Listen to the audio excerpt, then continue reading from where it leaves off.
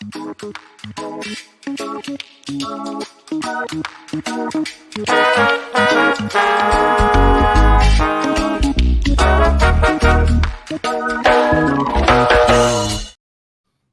up, everybody? Welcome to another episode of Representing the Resin. My name is Jameson Wellborn, and today we have a very special episode. We are joined by MELTSZN. Melty, thank you so much for joining us, man. We appreciate it. Hey, thanks for having me, man. It's blessed to be here. Absolutely, bro. When I threw that little questionnaire out on my story about who, what guests did people want to see coming on the show, you definitely got the most votes. So I think that's super cool. And, we've never actually been able to connect in person, but I'm super, super excited to, hear about your story. And you've definitely made an impact on the Canadian space, east to west. So as we always like to do on the show, we want to start at the beginning. So why don't you tell us a little bit about yourself, where you're from, and where you grew up? Yeah, sure. So I was born in Windsor, Ontario. Didn't stay there long. Moved kind of all over Ontario, probably 7-8 different addresses throughout the childhood. Just parents moving around. We didn't have a shit ton of money, so it was kind of, just go where you can, right? Yeah, I moved around Southern Ontario. Basically grew up mostly just north of Toronto. Was that tough for you moving around that much as a kid? Like, I know moves can be really hard for somebody growing up. So like, yeah, I mean, when you're really young, like, the only thing you have really is like your little group of friends and your school and whatever. And, we moved around quite a bit. I was lucky. I have a brother. So, I wasn't just like alone in my journey moving around or anything. He's a couple years younger than me. So we kind of just took care of each other and, moved around and did what we had to do. My parents split up when we were 8. So that was like another kind of thing that, I guess, threw a bit of a wrench into, sticking in the same place and doing the same thing and having a routine. But, we live and we learn and we get through it all. Absolutely, bro. So like, what were you like in school? What subjects were you more attracted to? Were you sitting at the front of the class? Were you sitting at the back of the class? I was always like, let's just say I wasn't into school. My teachers always, oh, you're a smart kid, why don't you just apply yourself and blah, blah, blah. And I'm like, because you're just teaching me nothing that I care about. I'm very stubborn. It's hard for me to do things that I don't want to do. So, there were certain subjects I liked. I enjoyed geography. I enjoyed a little bit of history stuff, some science here and there, but none of it was being delivered to me in a way that was really like resonating. And long story short, I didn't really respect any of those teachers, to be honest. So it was just tough for me to get anything out of that type of learning experience, I guess.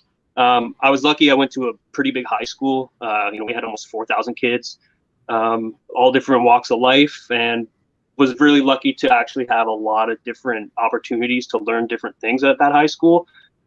Some of it I obviously didn't take, fully serious, but there was a lot of like fitness programs and peer mentoring and stuff like that, which I was doing in high school, and got out on time, lucky for me. What were your interests while you were during that phase of your life? So I was playing some sports, but I was into cannabis pretty young. Like I definitely was using cannabis all throughout high school and a little bit before, but I wouldn't say my interests were pretty much just, girls and sports and weed. That was kind of what I was into. That's fair. So like, talk to me about cannabis, being a user and having it in your life all throughout high school. You must have been introduced to it at a pretty young age. Yeah. So my dad wasn't like an open cannabis user, but I always knew he was kind of doing something. He'd go out to the garage for a bit or whatever. And it's just being a nosy kid. You end up, going through your parents' shit and trying to see what fun stuff they're into and whatever. And I ended up finding, I guess this is probably, I think this was like the summer of 7th grade going into 8th grade, somewhere like that, 12, 13 years old. I ended up finding like this big bag of what I now know of as like sugar leaf in my dad's in his room. And so I, what's this, and my stepdad, I'm kind of jumping all over the place here, but my mom's husband, he kind of let us watch whatever movies he was watching. And sometimes he'd watch like Cheech and Chong or like whatever funny old pop movies and stuff like that. So I kind of knew what it was, but I didn't really know what it was. So I remember, we went in there by myself, kind of busted out this bag. It was all this like green leaf, and I was like, oh, that definitely isn't tobacco, like this must be that weed stuff. Didn't really smell like much. Was kind of just, it was just shitty sugar leaf. And I think what he actually was doing was making some hash out of it, because in that bag was a little tinfoil ball rolled up with this brown kind of gooey substance in this little thing. So I was like, oh, okay, cool. So first time I smoked literally was that day. I went downstairs to the computer. I grabbed some full-on like thick fucking printer paper, masking tape, taped up that paper into a joint. I have air quotes of a joint. Yes. And I probably, it was so bad. But I smoked it and I put some of that hash in there because I figured it was all the same thing. I may as well just do the thing right. So I ended up smoking that, a few puffs of what I could kind of get into my lungs. And I remember gagging really hard and like almost throwing up from it, but I was roasted. And I just remember thinking like, oh, he's going to be so pissed when he finds out that I took this. So it kind of fucked my high up and everything that day. But that was basically like the first time where, I kind of got into it. And I didn't smoke every day or anything until probably high school, but that was definitely the first experience. And I was alone. Like I wasn't with anybody. It was just me being a curious kind of bad kid, I guess. I think it takes a certain type of individual, like a certain type of personality to smoke or do drugs on their own for the first time. Like I grew up with some guys who did that, and I always thought that was wild. Like you did it by yourself. Like, wow, bro. Like for me, it was always like a group thing for a long time. So I think that's super cool. So like, what was the progression like from there? Like, did dad find out right away, or was it just did it turn into nothing? Oh, it turned into nothing. He never found out. I covered my tracks pretty good. And like I said, it was a pretty big bag of this leafy material. It was definitely not buds or anything. So I doubt he would have even noticed any was missing. Maybe the hash he would have noticed was missing a little bit because there wasn't a huge ball. It was probably like a gram ball of hash or something. So maybe it wasn't, he might have noticed that more than the leaf missing, but I didn't take a whole lot. It was just it was an experiment. And it is, I guess, a certain type of person. I was just always super curious, and nobody was around. I was like, well, I'm not going to not try this thing. So, let's send it. So, I mean, did it, how quickly did it take till you were, a habitual or daily user? So I ended up telling a few friends that I tried this thing, and they kind of didn't believe me and whatever. And I was just like, well, okay. And I'm the oldest in my household, so I didn't have anyone older than me to really show me the ropes or anything. But I had a few close friends with older brothers.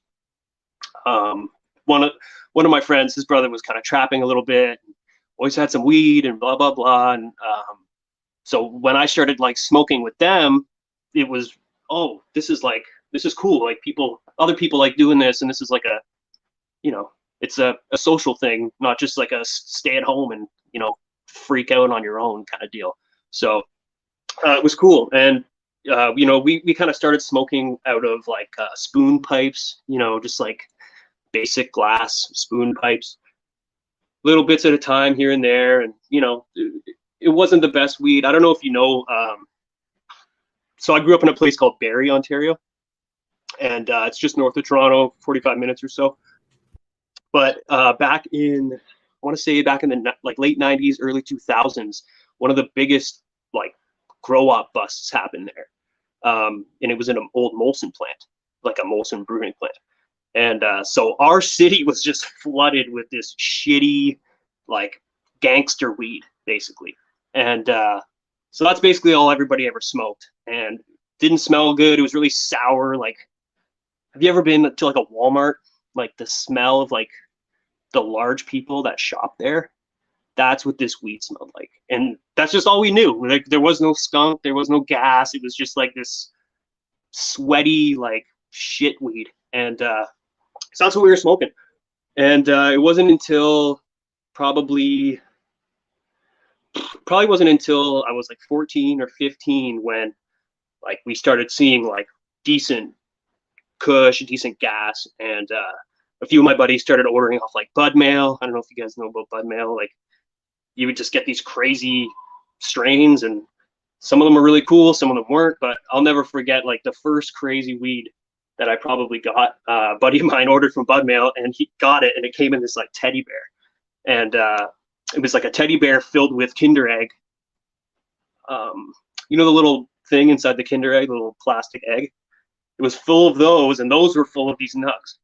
And they each had like a little scratch mark on them of like what the strain was, and it was like a super lemon kush, something like to that effect. And it was just pure lemon candy terps, this nug. And it cost me like $40 for this single nug, because obviously there was a risk in getting it there and whatever their markup was. But I'll never forget that, dude, like cracking that thing open and just being like, I was like, oh, what did you like put on this, man? Like there must have been something, you must have put something on this for it to smell like this. And he's like, no, man, I swear I didn't. Like, it's going to burn good. Everything's cool. All right. So we smoked it, and it just was, it was next level.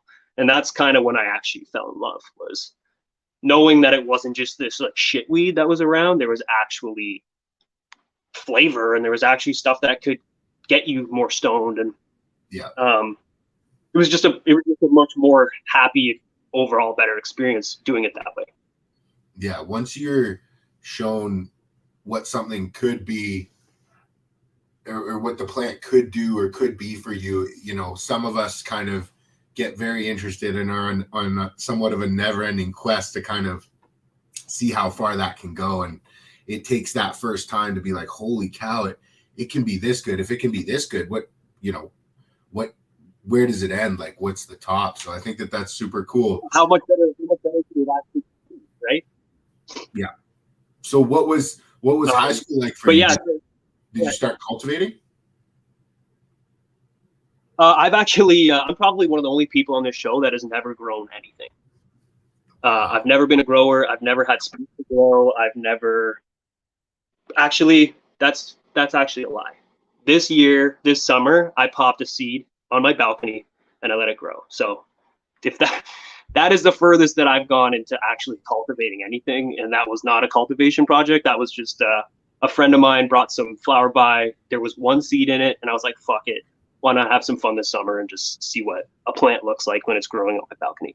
I've worked in a bunch of grows and, you know, trimmed and obviously bucked plants and done stuff like that, but I've never run a facility or even a tent. That actually makes it even more interesting. So you know, talk a little bit about that. That was 15, 16. Talk a little bit about high school, and you know, how did that finish up for you, and what were your plans moving forward from there? Yeah, so in high school, actually, towards the end of high school, everyone started mixing cannabis and tobacco. All my friends were doing it. Everyone was just like, we were doing these things called poppers. I don't know if you've heard of that, or people on here have heard of that, but I too have my popper phase for sure. Yeah, so essentially, for those who don't know, a popper is, if you've ever seen one of those acrylic bongs with the little metal slide that pulls in and out, there's a little cone on top of the slide, and you can actually unscrew the cone, and it just is a hole with a rubber like grommet on there, a little stopper. And what we would do is you would cut the end of a cigarette. So it was literally, the hole was a perfect size for a cigarette to fit in. So you would cut a little piece of a cigarette, maybe I don't know, 5 to 6 millimeters off the cigarette, just like a tiny little piece. Stuff it in that hole, and then you would take some ground flour and you would basically just stamp it on top, so it just had this layer of bud, and then you would have to essentially rip through the flour and the cigarette, pull it into the water, and that was the pop, or the popper. And this was basically crack level cannabis consumption. You know, like you're not feeling anything after you rip one of those through. Your legs go numb, everything's crazy. It's it's fiendish activities, if I'm being honest. Don't recommend it. Please don't go and try this. It is not the way. But that's what we were doing.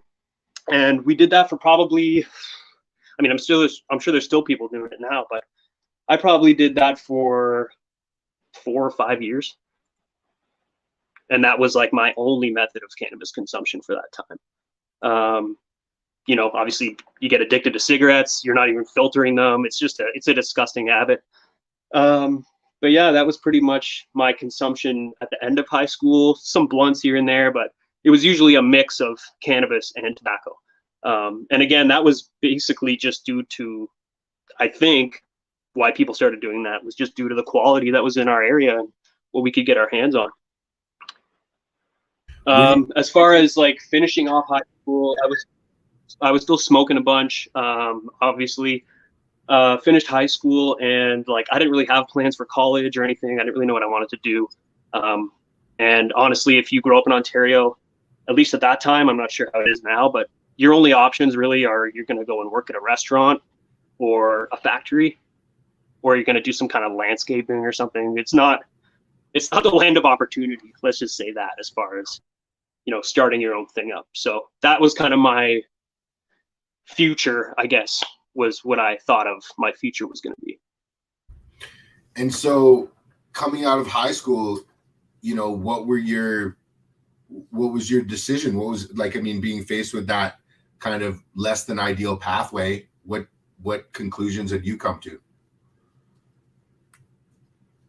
So I left high school. I had a job at a factory, was just building cars, like a Honda factory, multiple ones, working through like temp agencies and just shitty jobs,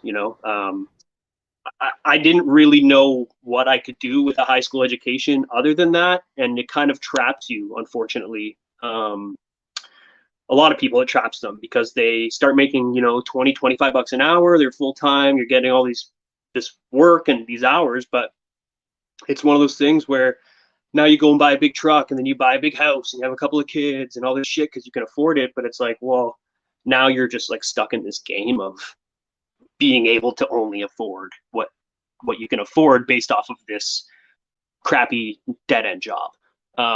So I'd be working at these factories, and I always turned it into a game, like each job, because it's so fucking mundane. It's just like, I can't explain to you, if you've never worked factory work, how boring and just like soul stealing those jobs are. So I'd be just watching these machines go around, and it's like, okay, like if I can make my robot make this many parts in an hour, it's like 3 to 5 more parts an hour than I'm supposed to, then it'll be fun for me. I'm just like creating games to kind of get through the day. And they really didn't like that. The factory workers, they were not into that. So I ended up getting fired from a couple of those jobs just because I was actually making too many parts. And I was having downtime, and they just weren't into that. So I was like, well, this is fucking stupid. I'm done with this. Like, can't be here. I just need to get out. So I actually met my partner at a factory. She was working at one of the same plants that I was, and we just ended up, kicking it off. And basically, I'd say 6 months after we met or so, we just decided, like, we got to get out of here. Like, this place it's not it. And then we came out west. And so what was that? Did you have anybody out west? Did you know anybody out west, or was it a complete and just utter trust fall into, we need something new and we want to change? Oh, it was a complete trust fall. We sold all our shit. I didn't have any, like, we sold our cars, sold all of our stuff. Basically, we came out here with suitcases. We lived at a hotel for a week until we found like a place to live. Like, we didn't have anything. I didn't have any friends out here. I do have an uncle and a few cousins on Vancouver Island, but I'm in Vancouver. So it's like we weren't, and I don't drive. So it's like we weren't really seeing each other very much. I didn't have any connections out here. There was no, it was just a new place and a fresh start. And I always wanted to come out west at some point. So I figured, why not? Very cool. So, I mean, you get out west, you get to Vancouver. Did you drive or did you fly? We flew out. So yeah, like I said, we sold our cars. Like, we didn't have anything. We just came out here with clothes on our backs and our suitcases, basically a suitcase each and a backpack. And, you know, we didn't even have an apartment set up or anything. We were just running around, just trying to figure it out. Was cannabis in your head as far as something that you wanted to get involved in, or was it just kind of getting settled first and then seeing what comes later? Cannabis was always like, cannabis has always been a thing in my life. Like, as you know, since that point of obviously smoking that gnarly tape joint, that was basically like, I never thought like, oh, I'm gonna go and like start a brand or like do some shit. I just didn't even know. I didn't really know anything other than I had a few friends that sold weed and that was cool and I liked smoking it, but I didn't really plan on joining the cannabis industry, I guess, when I moved out here. Okay. But it was something I knew that it was like a thing out here way more than it was back home. And I was excited to explore at least, go try dispensaries and smoke in public and all these things that like we just never really could do back home. So, I mean, what was your first year like here? You got situated, and what was the first few months like? Yeah, so we came out. My girl, actually, I was basically her backpack. She had more money than me. She had basically kept us going for a little while. I essentially went and got a job at like Starbucks, worked there for a little while. I just hated it. I couldn't, like, I just can't be in those kind of situations where I'm just like stuck in a place and I can't leave. And like, I'm like a wild animal. You know what I mean? You can't hold me in this little spot. I can't do that. So worked there for a little bit, hated that. I actually quit that job maybe 2 weeks after I got it. And then I went and I found a job in a mall here downtown selling eyewear. So I went from like being a Starbucks employee to wearing like a 3-piece suit and walking around and selling people all these expensive glasses and fitting people and doing all these things. And yeah, it was just like one of those jobs where I was like, okay, I'm making better money here. And like, I'm not kind of just like making coffee all day and kind of just slaving away for pennies. Not that I was getting paid a whole lot at at the eyewear spot, but it was definitely better. And I got a little bit of commission if I sold things well. And so I ended up basically moving up the ranks in that organization.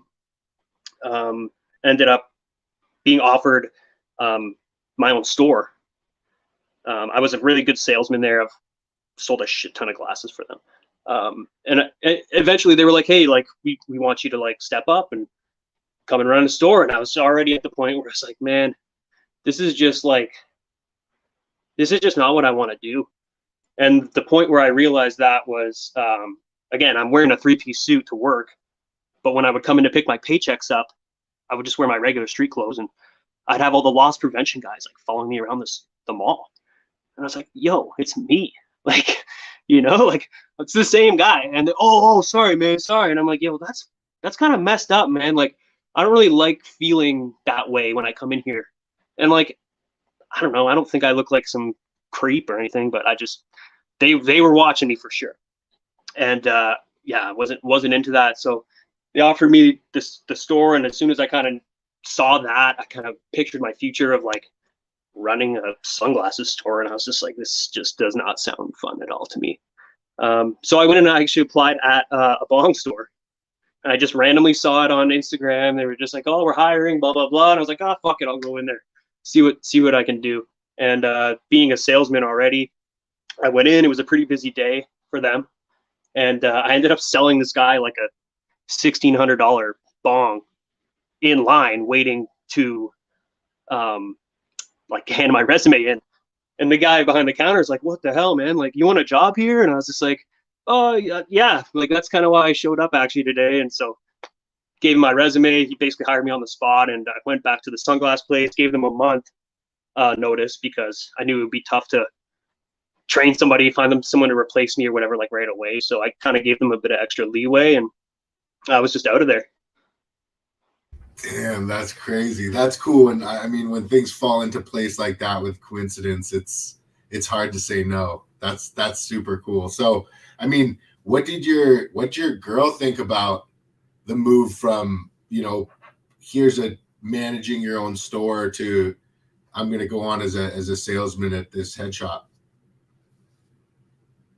Well, neither of us are like super materialistic people. You know, like we're not, money is not the thing that like drives me forward in life. Money's cool. Obviously you need it to do lots of things. You need to do everything, right? But I find the singular pursuit of money to just be kind of exhausting, and there's no fun. Like I'm fun based. I want to have fun at my job. I want to have fun in life. And if I'm not doing that, you couldn't pay me, you know, an X amount of money to not continue to have fun. So she was pretty cool with it, honestly, and she had a decent job. Actually, she was just starting school, just started to go to school for baking, I think, around that time. So she went through her old pastry baking arts classes and got certified and all that good stuff. But essentially, yeah, she was just like, whatever, you know, you got a job, you can still pay the bills. Like, I don't care. Like, you know, go work wherever you want. So it was pretty chill. Very cool. So what was that job like? At the bong store, it was cool, man. Like, that's kind of where I fell in love with hash. Again, I had smoked a bit of hash back home, just like Lebanese stuff, Kabul, like different Middle Eastern, like traditional hashish, and I always loved it more than cannabis. It was less harsh. The high was cleaner. I just always enjoyed it more. And this guy used to come in, and he had a little dispensary out of his house, like a little trap, but it was like a cool thing. So he would play like jazz music there, and they were only open like certain times of the week, and like it was like this kind of vibey little spot near Commercial Drive. So he would come in once a week or once every 2 weeks, and he would just come in and like restock on papers and restock on all whatever he needed for his little shop and baggies, and sometimes he'd get some pipes and whatever. But he'd always bring us like this, you know, like a good hefty bag with like a half ounce of flour, different kinds of flour in it, different kinds of hash and shatter and edibles and all these things. And I was like, oh man, this is dope, you know. I could bet there's like more of this stuff out there, different kinds of flavors, and he always had different flavors of flour and hash and everything. So I was like, oh, this is really cool. I want to learn. I just want to learn about this stuff. So basically, my entire life at that bong store was just like cleaning glass. You know, you're cleaning dust off stuff, you're reorganizing, whatever. So I would always just have like the CCC 420 was a YouTube channel back then. I think they're under a different name now, but it was a YouTube channel, and these guys would just do like reviews on different strains, different types of lacs, different full melts, all these things from the States, California, Colorado. And they had cool glass on there and everything. And like, that's kind of where I fell in love with the culture, was actually like watching these guys and being like, oh man, like they're doing these Jermichael techs, you know, like that's the stage where I'm coming from, is like Jermichael days. So when I see that, I'm just like, oh man, like this stuff looks so cool. And they got their nails, their e-nails on, and you can see the hash just like bubbling away on these screens. And it was just like, oh man, I got to find that. So that kind of pursued my pursuit of basically going to every dispensary in Vancouver, trying to find full melt hash that I could dab. And there was none. There was literally nowhere I could go. So we decided, well, I guess I got to figure out how to make this shit. And so that was the true spark on your journey, you know, was basically seeing it, knowing that it's attainable, not having access to it, and then making the decision to source it yourself. Yeah, basically, I was just obsessed. I wanted to find this stuff so bad because I wanted to know what it was like. I was smoking BHO and shatter at the time. To go back a little bit, actually, that's how I got off of poppers. A friend of mine, he had come by with this like 3-foot like Illadelph Build-A-Bong with all these chambers and all this crazy shit, and I was like, oh my god, like this thing's crazy. And then he pulled out this little titanium like nail, and I was like, what's that for? And he said, oh, we're gonna take some dabs. And I had never even heard that term before. I didn't really know like what that was, and this was before I worked at the bong store, by the way.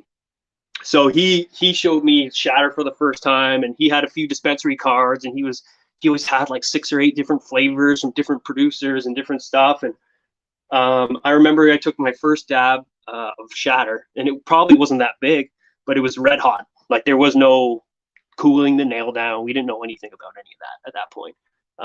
So we're just taking screamers off these nails, and I think I coughed for like maybe 30 minutes after after that first blast, and I was like, oh, I'll literally never need to smoke a popper again in my life. I threw my cigarettes out, threw the popper piece out, threw the bong. I was like, this is way better. Like, you know, I've never been this high in my life. Like, this is just like, this is it. Smoked shatter for probably like 2 years before any of that. Shatter and live resin.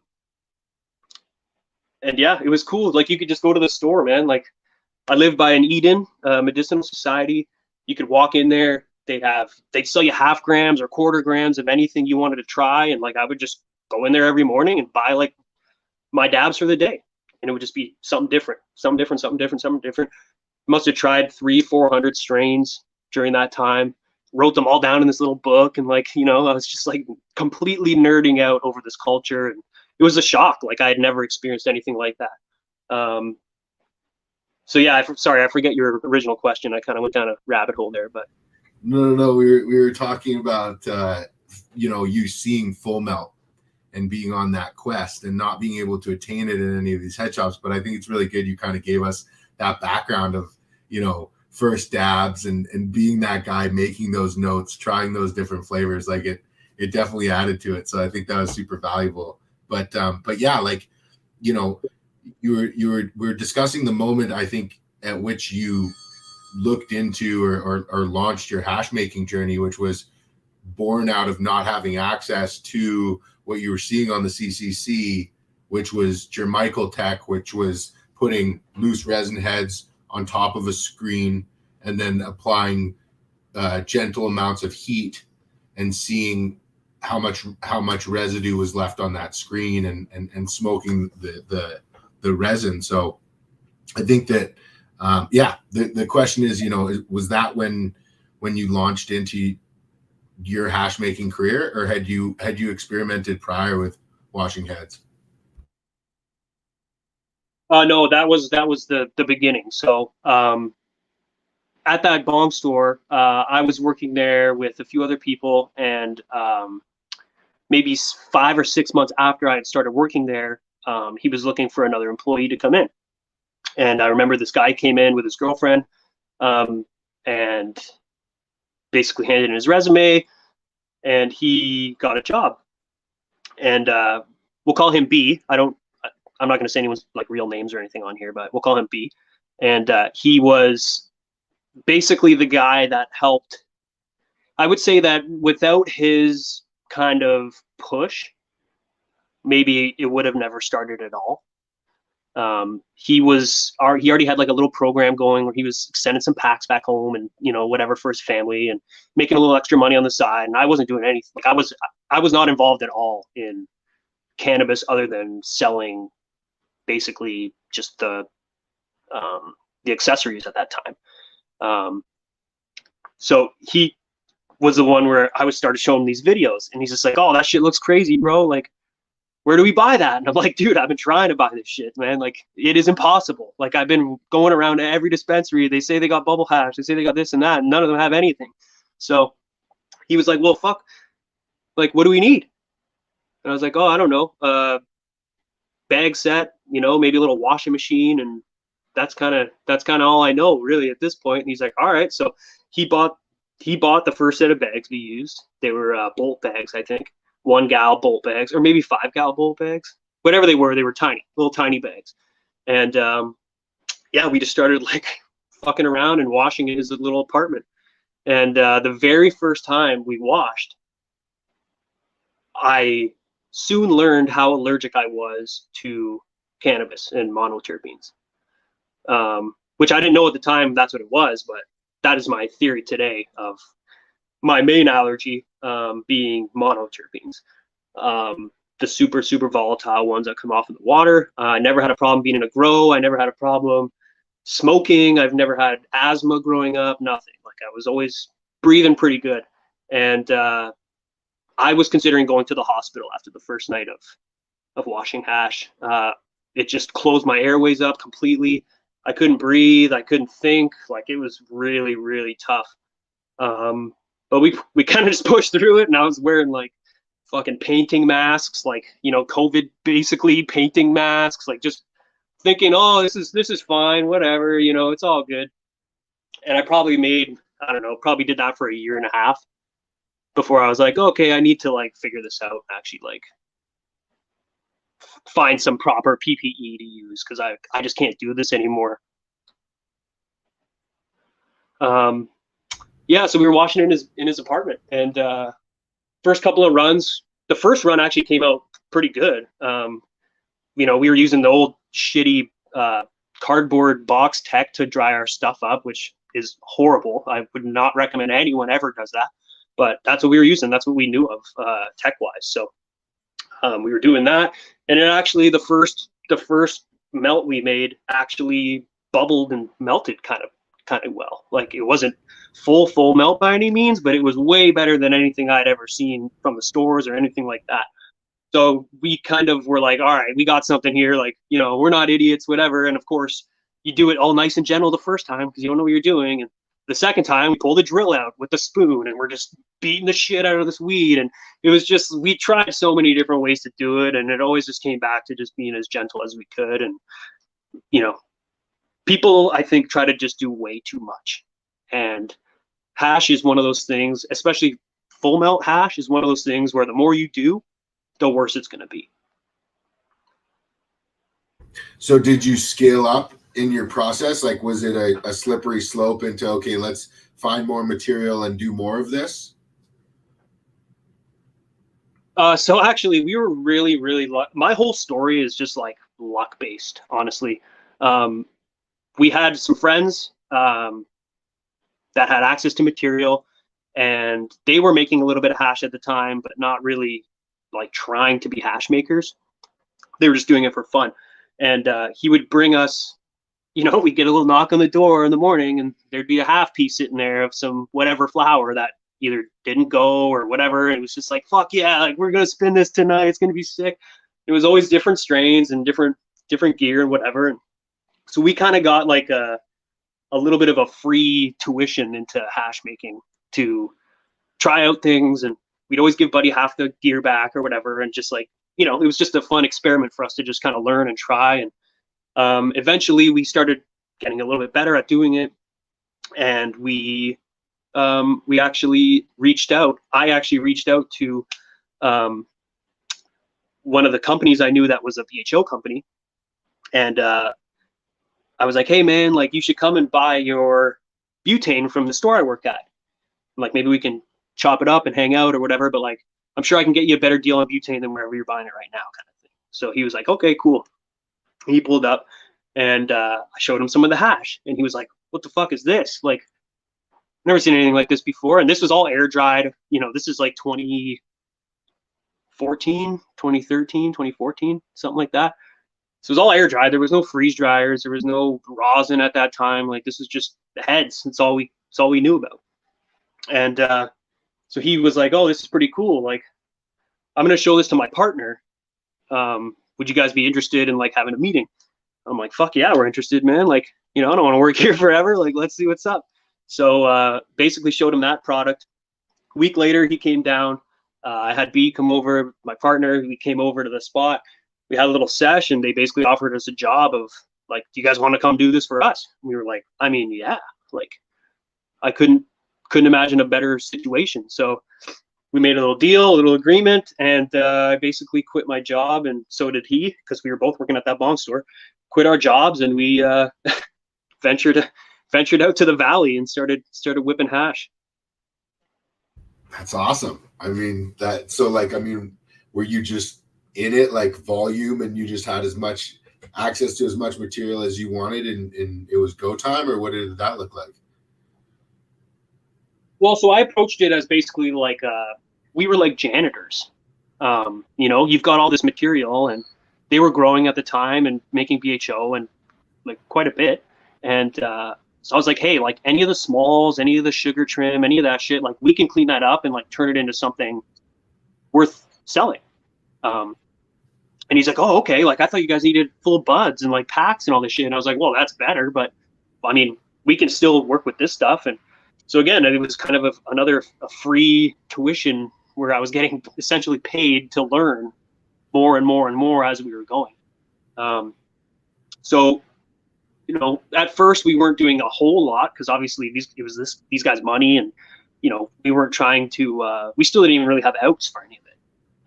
It was just a passion R&D project, and shout out to those guys for really believing in us. And like I said, there was no solventless brand around. Like, you couldn't buy solventless. There was just like traditional hash or BHO. So that's kind of where I saw the opportunity, is like we could kind of be like the first people to really like drop something to market, go to dispensaries. We had a few connections with that, and just see where it went and if people would want to buy it.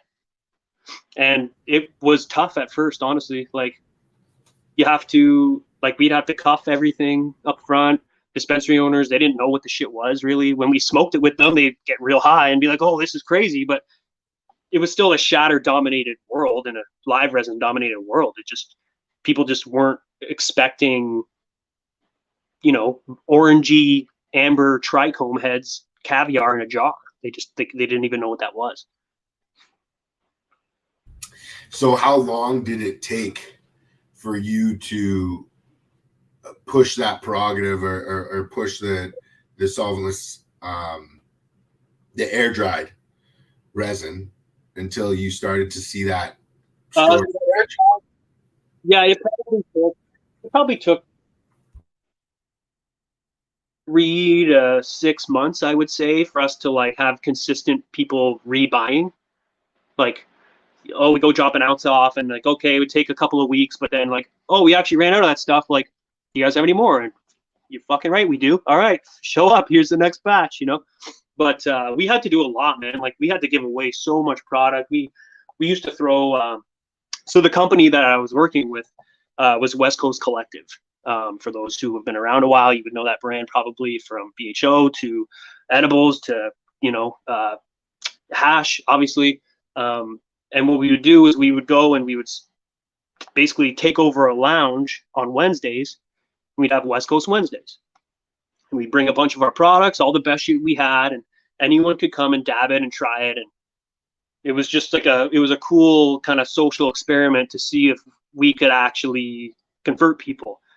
And eventually people started converting, and they started moving over, and they started asking us for products, and they started looking for new flavors. And then it was just one of those things that kind of just grew on its own, from word of mouth. It was beautiful.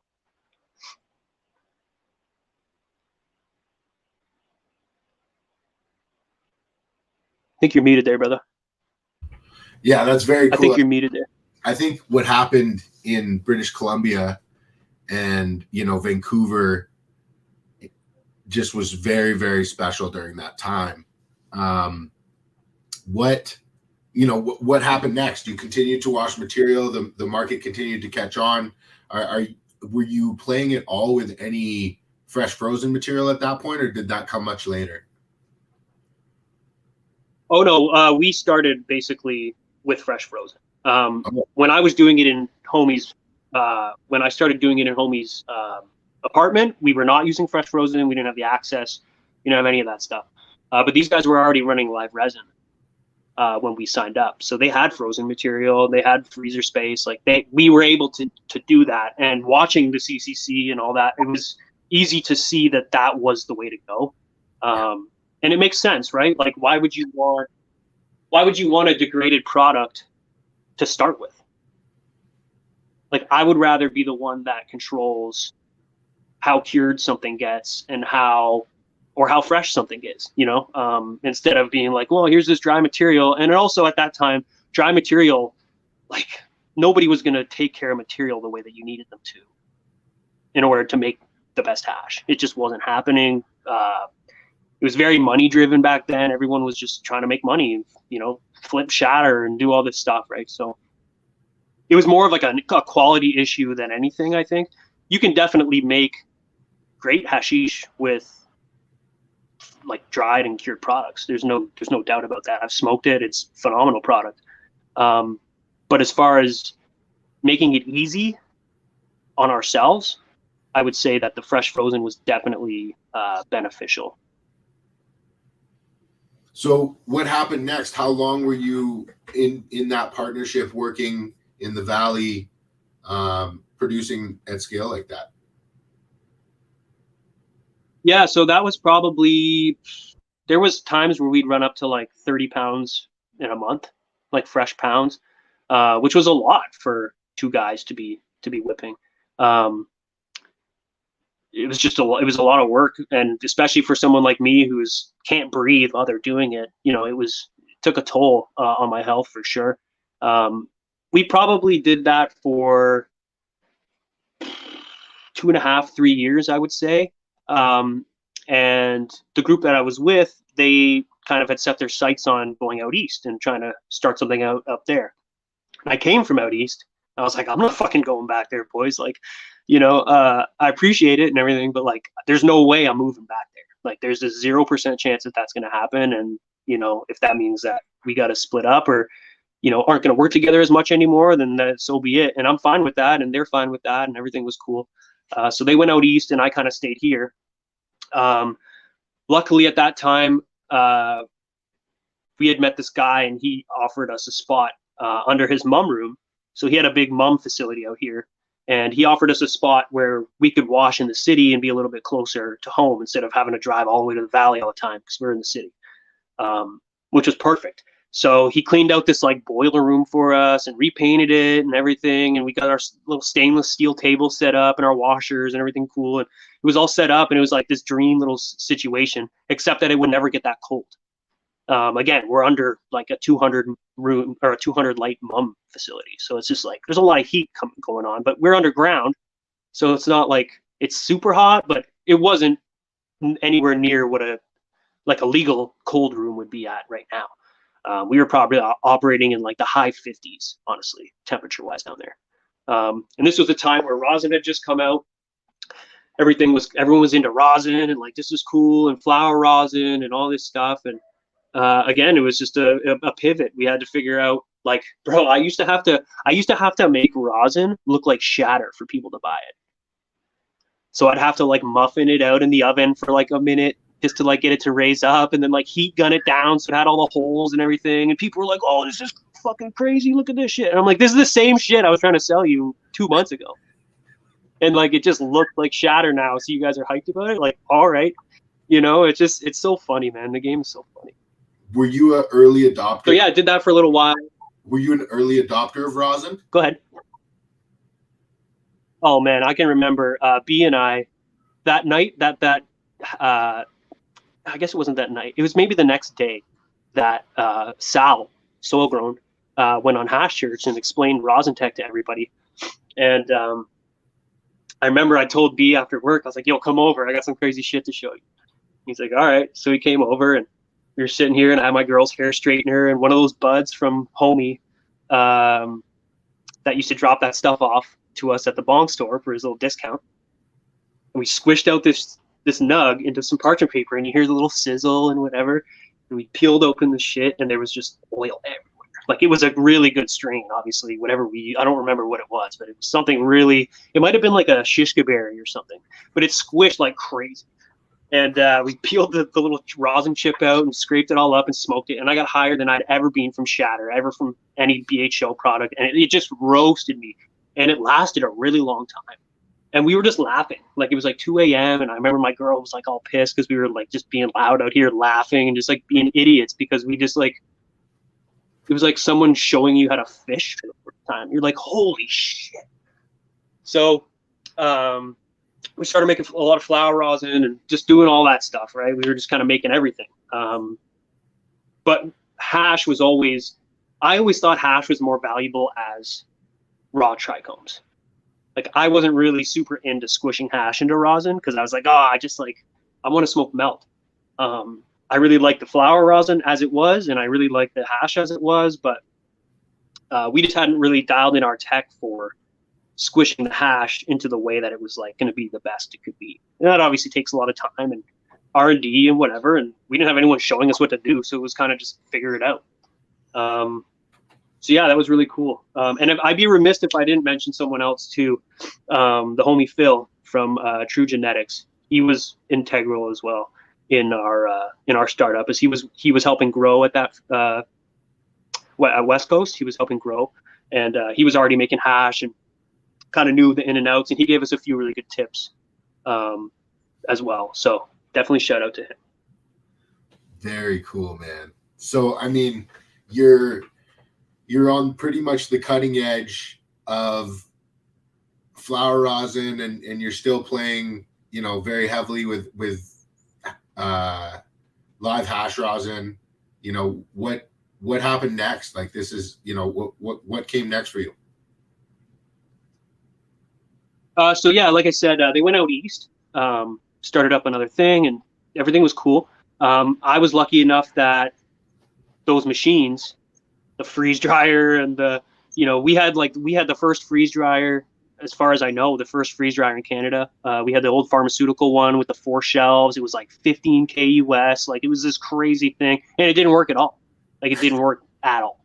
So yeah, they had to ship us another one, and we had to take the parts from that and mix them all together and do all this extra bullshit just to get them to work. And I was like, fuck, man, like, this thing was supposed to be like, this was supposed to make shit easier, like, I didn't know I had to be like some crazy lab tech to like understand this pharmaceutical freeze dryer. Like, it was like the original ones were crazy. I don't know if you ever used one of the first ones, but like, each shelf temp was different. You had to like know the ramp cycles and like there was no just like turn it on and set it, like let it go. You had to do all this extra shit to the back end to like make each thing do what you wanted it to do. And it was crazy.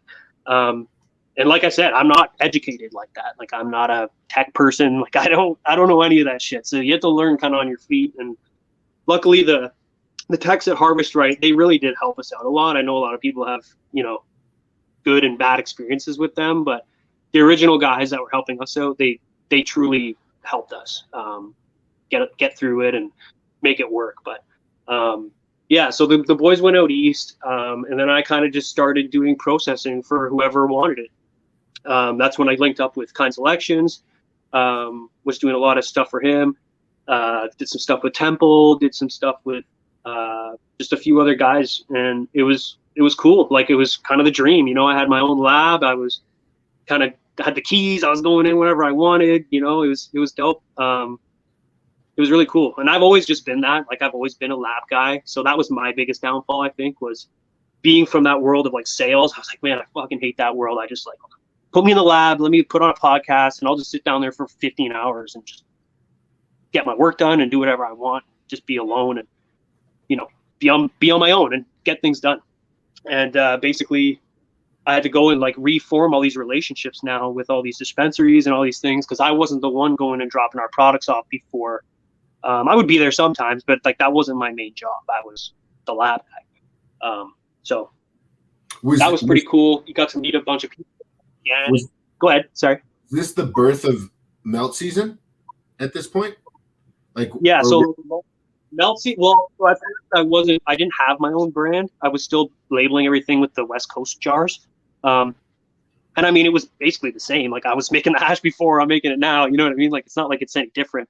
I just didn't really have designs on like, oh, I'm going to make my own thing and like whatever. I was just kind of letting it happen the way that it was happening. I kind of always done that. I've just been, when things happen organically, they always happen the best. I don't like to force anything. I've never been somebody that's like trying to be pushy or, make shit happen that way. Cause I don't know. I hate when people approach me like that. So I don't like to approach people in that same manner. But yeah, I definitely started, I guess MELTSZN started, I started hashtagging stuff MELTSZN for a while, but it wasn't like my brand. That was probably I would say at the beginning of 2017 that started. Like, MELTSZN was like a brand. And that was cool. Like, it was cool to like have my own labels. It was cool to have my own jar and everything. And I kind of took, shout out to Matt Rise. I took kind of a tab out of his book where I don't know if you've seen his old jars, but they were like, it said ice wax on them, and it was like in this like shitty, like looked like a 5-year-old kind of scribbled it on there. And I was like, oh, that's kind of cool. So I didn't make stickers for my brand. There are no Melt Season stickers. Like, that doesn't exist. I always signed every jar Melt Season, like on top. And I was like, this is kind of like a cool little personal touch. Like, it was obviously to save a bit of money as well. Like, you know, I didn't, people think making hash is like some like luxurious lifestyle. You're not getting rich if all you do is make hash. Trust me, it's not going to happen. So that was kind of cool. And I like having my own little personal touch with like my signature on top of the jars. And shout out to Matt Rise for that, because I definitely took that from him. How long were you working with a freeze dryer before they became more regular in labs across Canada? I mean, as soon as Fletch started talking about them, or Archive started talking about freeze dryers on Hash Church back in the day, we just got one right away. Yeah. I don't know of anybody that had them before us. How long? Not to say that there wasn't, but that was probably 20. Geez, that must have been end of 2014, at beginning of 2015, maybe. And once you got the unit working, how many cycles did you have to run before you felt as though you were pulling out something that you were proud of? Oh, it didn't take very long. The main thing that I really liked about the freeze dryer was I could turn things around in 24 hours. There wasn't like, you could give me a bag of fresh frozen, let's say at noon on Friday, and at the latest Sunday morning you could come get it, you know?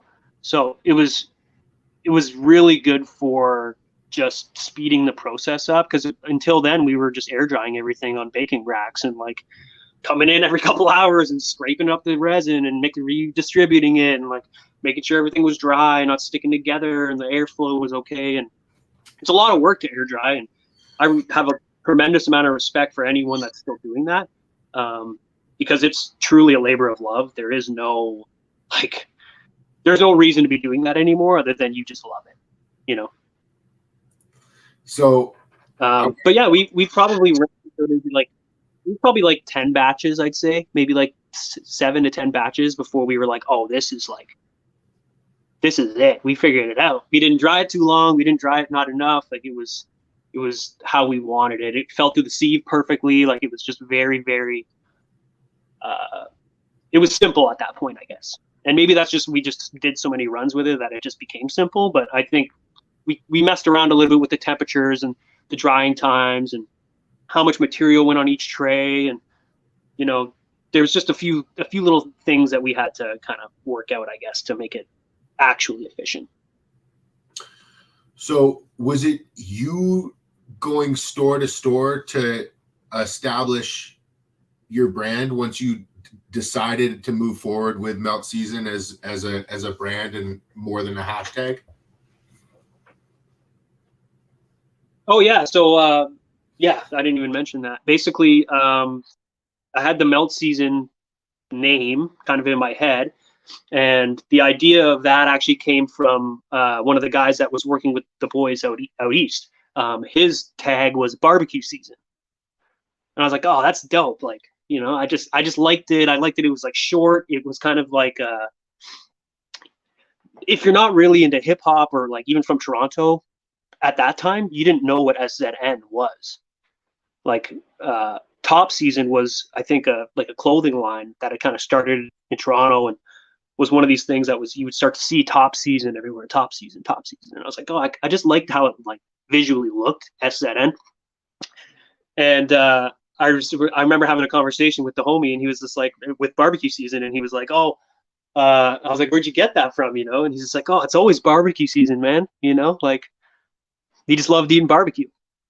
So I was like, yo, that's dope, dude. Like, I love that. And then I was just like, well, you know, in my life, like, it's always melt season, because I've always loved melt, and I always love making melt and smoking melt. I was like, this is perfect. So started hashtagging my shit that for, I don't know, maybe a month or so, maybe 2 months before I actually like reached out to somebody and I just put a link out on the internet, basically on my Instagram, being like, hey, can anyone make me a logo? Because I'm not, again, I'm an idiot. So Smoking Room Only is the guy who created the logo for me. I basically had already had the idea of how I wanted to look and the font and everything, but he kind of just put it together for me as like a PDF and all that good stuff. So shout out to him. And yeah, it was just one of those things where I was just like, yeah, this is kind of cool. Like I like the way it looks, and why not have my own brand, and why not represent myself, and just kind of, just step out of the shadows of a bigger brand that was already doing really good things, and people respected and everything. But it was kind of time for me to just do my own thing. Did that create any type of strain, or was that just a very easy parting and mutual evolution? Oh, it was very easy. Like I still made hash for West Coast for years after that. I just also had my own brand. So like I said, like everything was very amicable how we left things off. Like there was no bad blood. Like everything was super cool. They just wanted to go somewhere that I didn't want to be, and it was all good. And I wasn't like, by any means, I wasn't like a huge part of their organization or anything. I was just the guy whipping hash in the basement. When it was available to do. So I don't think there was any bad blood or any issues at all with that. And I did continue to make products for them as well. So what happened? I said absolutely, of course not. Like, there was no insinuation of any bad blood. Just when new brands and new companies emerge, and sometimes those relationships are strained a little bit, but it's good to hear that one wasn't. But yeah, I mean, what came next when you're running your brand, you're getting into the dispensaries, you're visiting them yourself to get your name out there? Like, was that difficult? Did you end up bringing somebody on to take care of that so you could focus more time in the lab?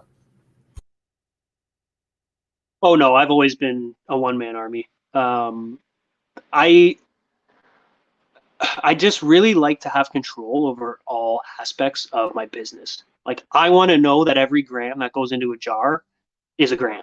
I don't want anyone getting a 0.96. I don't want anyone getting a 0.9. I don't want anyone getting a hair or a piece of fluff or something in a jar. Like that to me is like, that's nightmare shit. Like I can't deal with that.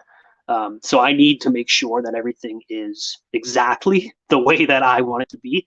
And I kept everything really small. I wasn't making huge drops. Like there was never hundreds of grams of MELTSZN available. It just wasn't a thing. And again, I was only one guy in the lab. I'm the guy getting the ice. I'm the guy getting the jars. I'm the guy going to the dispensaries. I'm the guy transporting everything. I'm the guy who's jarring everything up and writing on the jars and writing on the labels. And it's just, I take a lot of pride in just knowing that if there's a problem, I can't blame anybody else. It's all on me. So for me, that was really important. And yeah, it's a lot of work, like running around. And again, for me, like I don't drive, so I'm hopping in cabs. I'm running across town, all these different dispensaries and meeting people and doing all this stuff. And I did have some, like I said, I wasn't never going on those meetings and meeting people, but mostly my job was in the lab. So shout out to THC, shout out to Sunrise, shout out to Eden, Canna Clinic. Like there was a ton of dispensaries that just knew me personally, and we're like, okay, like I don't have to like vet this guy. We know this guy's legit. The products are legit. Like it wasn't hard in that sense. The hard part was finding enough hours in the day to just get to all those places and meet all those people and make sure everyone was still happy at the end of the day, and make sure I didn't forget anybody, because again, there just wasn't ever that much product. Were you moving through a lot of different varietals, or were there certain varietals that you had large amounts of material to work through that kind of stuck out as favorites throughout those years? I mean, there was obviously like cookie cuts that were around, but nobody, if you say that that your cookie cut is for sure the cookie cut or whatever up here during that time, like I call bullshit. Like there was a million different kinds of cookies up here. Like, and they were probably only 4 or 5 different kinds of cookies, but everyone grew it a little differently. Everyone had different inputs. Everyone took them different lengths of time, and like they were all different. So there was a few cookies that really ran well. One that I can remember that was a really special plant that I got to wash was a Sunday Driver. I'd never washed anything with that kind of flavor or potency like together. It was phenomenal. But we mostly just worked with like gas strains, man. It was stuff what yields and what gets people really fucked up. That was kind of like the way that I looked at things. Of terps are cool. I like terps. We all like terps, but like for me, the effect was the most important thing at the time. Was like I need to make sure that people are getting blasted off this. And a lot of times it was like Death Bubbas or like Lindsay OGs or pinks, stuff like that, that were just like you could find them. They weren't crazy expensive, but you know, you knew that you were going to get something that melted really well, tasted good, and people weren't going to be disappointed when they finished the jar. Was it you sourcing those selections, or did you have somebody else that you trusted bringing you material that knew would work well? So when I was doing, so like I said, I had my own drops and I would source that material. And when there was drops I did for other people, like I ran a ton of hash for Kind Selections from probably 2016 to 2020, really 2019, 2020. And he always was bringing me different flavors, which was really cool. I got to work with, I mean, we must have ran 50 to 60 different varietals during that time. And we were blending hash, we were blending washes, like we were just experimenting and having fun. And again, like I'm really lucky to have met these people that kind of their BHO programs sponsored all of our hash R&D. So, you know, it was really blessed to be able to just be like, well, here's all this gear, like let's see what happens, you know? And it's like, fuck yeah, like let's go, you know? So that for me, like that's just like that's the ideal situation. Nobody is going to get those kind of situations, I don't think, anymore. Like it's just it's so hard, you know. The money isn't the same anymore. Like it's just none of it's the same. You can't just like throw away money anymore, right? So it was really cool for those guys to put their trust in me and really just like allow a hash program, R&D program to exist, really. So shout out to those guys. Big shouts out to those guys. I mean, that's so cool on so many different levels. When did you get into edibles? So like I said, my partner, she went through baking pastry art school.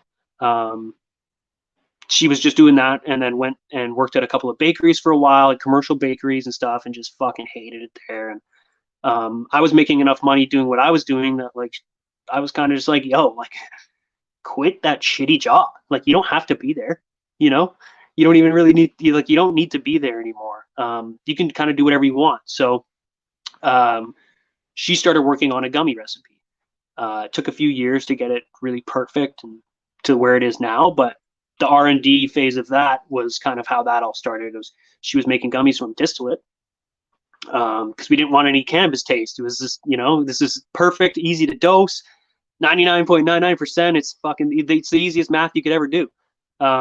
So we were making a bunch of distillate bears, and those were kind of all going out as like, they weren't really like under a brand at all. They were kind of just for people. But that kind of gave us the time for her to actually dial in that recipe and really, really get it, the texture perfect, the flavors perfect, and everything like that. That was really a blessed time to be able to develop that. So I guess like fast forward to 2020, right before the pandemic, I guess we were looking at like March or so. Was right when the pandemic happened. So I guess it must have been just after that. So essentially I was the guy who rented me the space out under his mum room had another facility down the road that was an actual flower facility.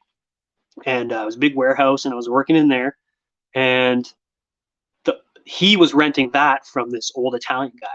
And when COVID hit, this guy was just like, fuck it, I'm out of here. So he sold all his property and we had to go. So my lab got shut down. I still have my equipment and everything, but just finding real estate out here was basically impossible at the time, price wise, and versus how much I would have to work to actually pay that off and everything without having a car and all these things. There was just a million roadblocks for me to open a new lab up. So I approached her and was just like, "Hey, do you want to start an actual brand up and, like, let's really like start pushing these things out and let the world see it, right?" Um, she was like, "All right, cool." So we started doing chocolates with distillate, and that was like maybe probably the first like 6-8 months. We were doing like really high end chocolates, but they were all with distillate in them. Again, to kind of get rid of the flavor and make them affordable for people, because hash isn't cheap, and it's something I wanted everyone to be able to have, or at least be able to afford to have. So we were doing it that way. Um, and then I started seeing Solventless Mind from down in the States was making these rosin gummy cubes. And I was like, man, I bet those things just like crush people. And then maybe a year or so after that is when I first started to hear about Vanspan, and he was getting these rosin cubes made. And shout out to my boy Chase. He's the guy who linked me with that first little bag of gummies. And instantly my brain was just like, oh, well, I have to fucking start doing this now, because like there's no way I could go back to eating distillate. Like there's just no way. This is by far a superior product. It tastes better. Everything was better about it. So that's kind of where Snack Season was born, I guess. Keeping the season name, so it was easy for people to make the connection, but something a little bit different, because it was a little bit different. So started putting hash in them, using Vanspan hash. Shout out to my boy North of Nine. He also provided one of the first batches for us to do R&D with of hash. So again, people have just been really gracious and thoughtful and kind, and really just believed in us and thought that, maybe if I get in on this, we can make something really cool. So we started doing that, and we already had the gummy recipe, so it was basically just adding a different input.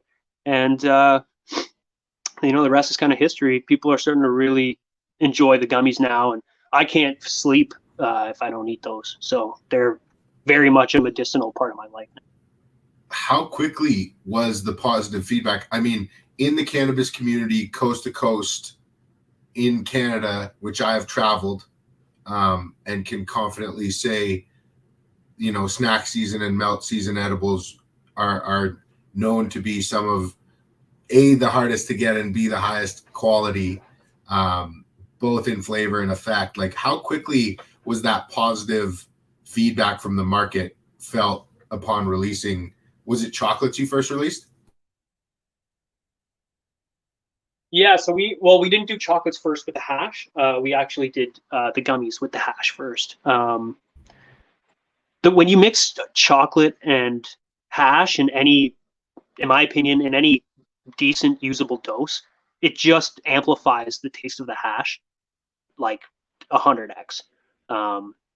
So when you get, like, for instance, rosin heads, I've never had one of his stronger ones, but when you go to get the ones from the store, they have no taste, and they taste really like it's not that they have no taste; they have no taste of cannabis, because they're not allowed to be that strong, right? So that's where those products are really, really important, where you can actually have this delicious chocolate, and it's really well made and perfectly done, but you're not getting this like harsh cannabis taste. And even if you're using delicious live rosin that's like, amazing to smoke, you're still decarbing it. Like, you're still kind of ruining the flavor of that product by cooking it in the oven to decarb temps, right? So I always just found that hash and chocolate, unless it's a really high dose and it just blows people's like minds, essentially, they don't want to taste that hash flavor. With the gummies, it's a little bit easier to hide with the fruity flavor of the gummies, and each gummy isn't dosed that high. So when you make like 100 milligram chocolate, it's obviously, you're going to taste that. Whereas if you make like a 20 milligram chocolate or a 10 milligram chocolate, it's not really going to have the same crazy amplified taste.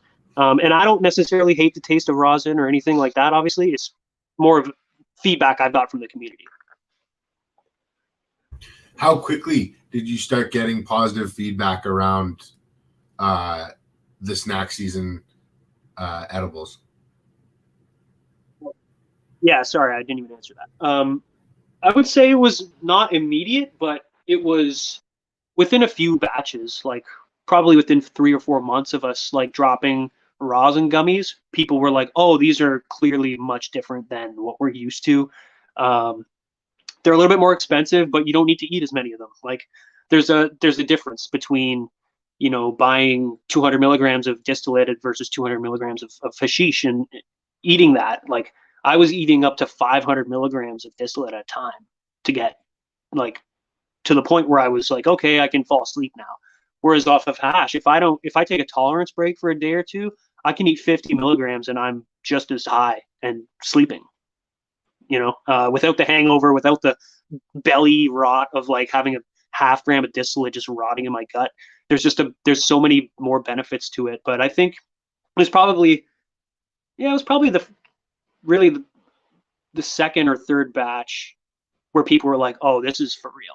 Like this is actually something that we want. But again, I've always believed in really small batch products. Like what in the world that they make millions of is awesome. Like I just can't think of any. Like you go to a car dealership and there's Ferraris in there. There's only a couple. You go to a Bugatti dealership or a Rolls Royce. There's only a couple in there. They're all handmade. They're all, there's a reason those things are the way that they are. And it's the inputs, it's the people behind the products, it's the branding, it's all of it put together that makes them the way that they are. And I think if we hadn't have branded snack season the way that we did, I think it maybe would not have done as well off the bat because of the price. But again, my girl's an artist as well. She's done all of our artwork for the brand. She's done all the berry pictures and the Boba Fett's and all the different fruits and all the stuff that we've done. And I just really enjoy like getting to play. I get to play every day, which is awesome. And having someone that I can just be like, hey, I want this flavored gummy, or I wanted this picture for this flavor, and she can just whip it up out of nowhere. It's extremely valuable part of our business for sure. Do you enjoy that creative process, or would you rather be in the lab making and creating there? Oh, I very much enjoy that process. I think being in the lab is awesome. I love being in the lab. I love being alone in the lab. I love having some music on or a podcast and just being able to kind of be in my own element. I very much enjoy that. But I think the creative side of things has really opened up my mind as far as like, culturally, this doesn't have to just be medicine. This doesn't just have to be weed. It doesn't just have to be hash. This doesn't have to be anything. It can be a full experience. It can be a brand. It can be something where people are like, oh man, I wish I had a t-shirt with that on it, or I wish my hat had that logo on it, or for instance, like you can kind of see here, I've got a bunch of our stickers kind of all on my torch here of just like different drops we've done, and this is kind of run out of space now, so I probably need to start a new one. But it's an experience for people to just be able to have fun. And like we did a giveaway of like, oh, you want to take one of the stickers off of your packages and go and slap it on a stop sign or something and take a picture of it and send it to us, and we do a giveaway or something like that. And I just think like interaction with your community and with your customers is so important, and it's so much more than just here's a jar or here's a bag. I think you've done a really good job. I mean, I think it's resonated tremendously with the community. I mean, you said it yourself when I mentioned to you offline that you were the most requested interview from the Canadians. It was, I haven't even made hash in a year or more, but it's cool that, I'm still remembered. So I think, hats off to you for executing on that and really creating a lasting impression. Oh, thank you, man. I really appreciate that. And I think a lot of that honestly comes down to just doing good business with people. Like if I ran someone's hash and it didn't return, I'm not charging them for that. Like, you know, it's we're all taking the L. It's not going to be a one-way thing if that's what it is. And when we win, we all win together. You know, I just think if you're someone that's like up and coming and you're trying to get into business or you're trying to be a processor or whatever, like just know that the few dollars you're going to get by screwing somebody over or not doing the right thing or whatever it is never, ever, ever worth it. And it's never going to get you to the place where you want to be. Doing good business is the only way. It's the only way to do it. It just is. 100%. So before, and I mean, go making ahead. good products. That's obviously the part too, right? I was just going to say, and obviously making good products too that people find value in and want to consume. Because if you don't have that, you can be the coolest guy in the world, but if you don't have good shit, like, you know, you're just a cool guy. Absolutely. So before I go into Canadian legalization and your sort of point of view and opinions on that, as well as plans moving forward, I want to talk about, you know, take a dive into your lab, because I know from talking to you now, you've spent a tremendous amount of time in there, and just kind of go through some theory and some opinions you have on resin. So first of all, let's start with melt season. I mean, clearly you have a preference to consume melt over rosin. I'd like to dive a little bit deeper into the theory around that preference. You know, do you feel as though there are things that are lost in that press that are crucial in the enjoyment of that overall experience, or is your preference for, you know, based on another reason? Like, I'd love to kind of dive into that first. Yeah, so honestly, preference-wise for me, it's purely based on power. If you take, let's say you've got Gelato 45, okay? If you take that Gelato 45, and I've actually never run Gelato 45, so maybe this isn't the best example, but if you take that Gelato 45 and it has true melt, like I'm talking 93 to 95% plus melt factor to it, like there's almost nothing left. I don't think you're going to find a better experience than that in cannabis. There's people that are going to say, "Oh it doesn't taste good," or it leaves a little bit of stuff on the nail and blah blah blah, whatever there is. It's like, okay, you know, like that's just not for you then, and enjoy rosin because it's a great product. But anything that is really good in life, it's not supposed to be easy. You know, it's supposed to be something you do because you love it and something you do because it's benefiting you in a way that other things aren't. I've had this argument with people before where they think rosin is better because it's maybe a more pure product or whatever, but I would argue the opposite, as I want something that's been as unadulterated as possible. And for me, I prefer full melt even over dry sift, purely just because I think what you're losing in the air from dry sift is more than you're losing in the water, strain depending on full melt, like water hash. So I've always been partial to melt, and maybe that's because I started with melt. There was no rosin when I was, you know, first started smoking full melt hash. I think there is something missing. I think there's something happens when those wax cuticles bust open for the first time that is special, and I don't think you're ever going to get that by smoking rosin, personally. Can we touch a little bit on your opinions around air dried versus freeze dried melt as it pertains to quality? For sure. Would I say that the quality is different? No. Would I say one is more enjoyable than the other? And this is all generalized opinions here. I don't think you're going to find much of it. If you were to blind test people, I don't think they're going to notice much of a difference. Now, when it comes to certain strains, if you're growing sun grown, And then, like, for instance, like pineapple, if you ever smoke any of his sun-grown gear, it is phenomenal. And I would almost prefer to see that air dried over than freeze dried, because there's never been a machine involved. That's just the earth and the man. I think there's something special about that. Now, when it comes to commercial facilities, when it comes to lab testing, when it comes to all these things, like, obviously you can't really run I don't think you can really run a viable air dried facility if you have to do all those things, testing, etc. All those things. It's going to be very difficult, and I'm sure it can be done, but it's not going to be like a regular thing. It's going to be a specialized thing. I believe that.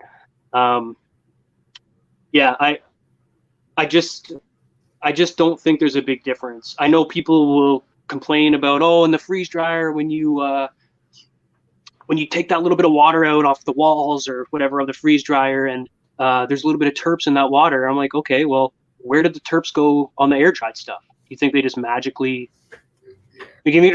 still there? Of course they're not. If you can smell it, it's left. It's already gone, right? So I don't really get those opinions, really. They don't, like, logically, it doesn't make sense to me, I guess. Now, do I believe that there's something happening under vacuum that is not happening in the air? Potentially.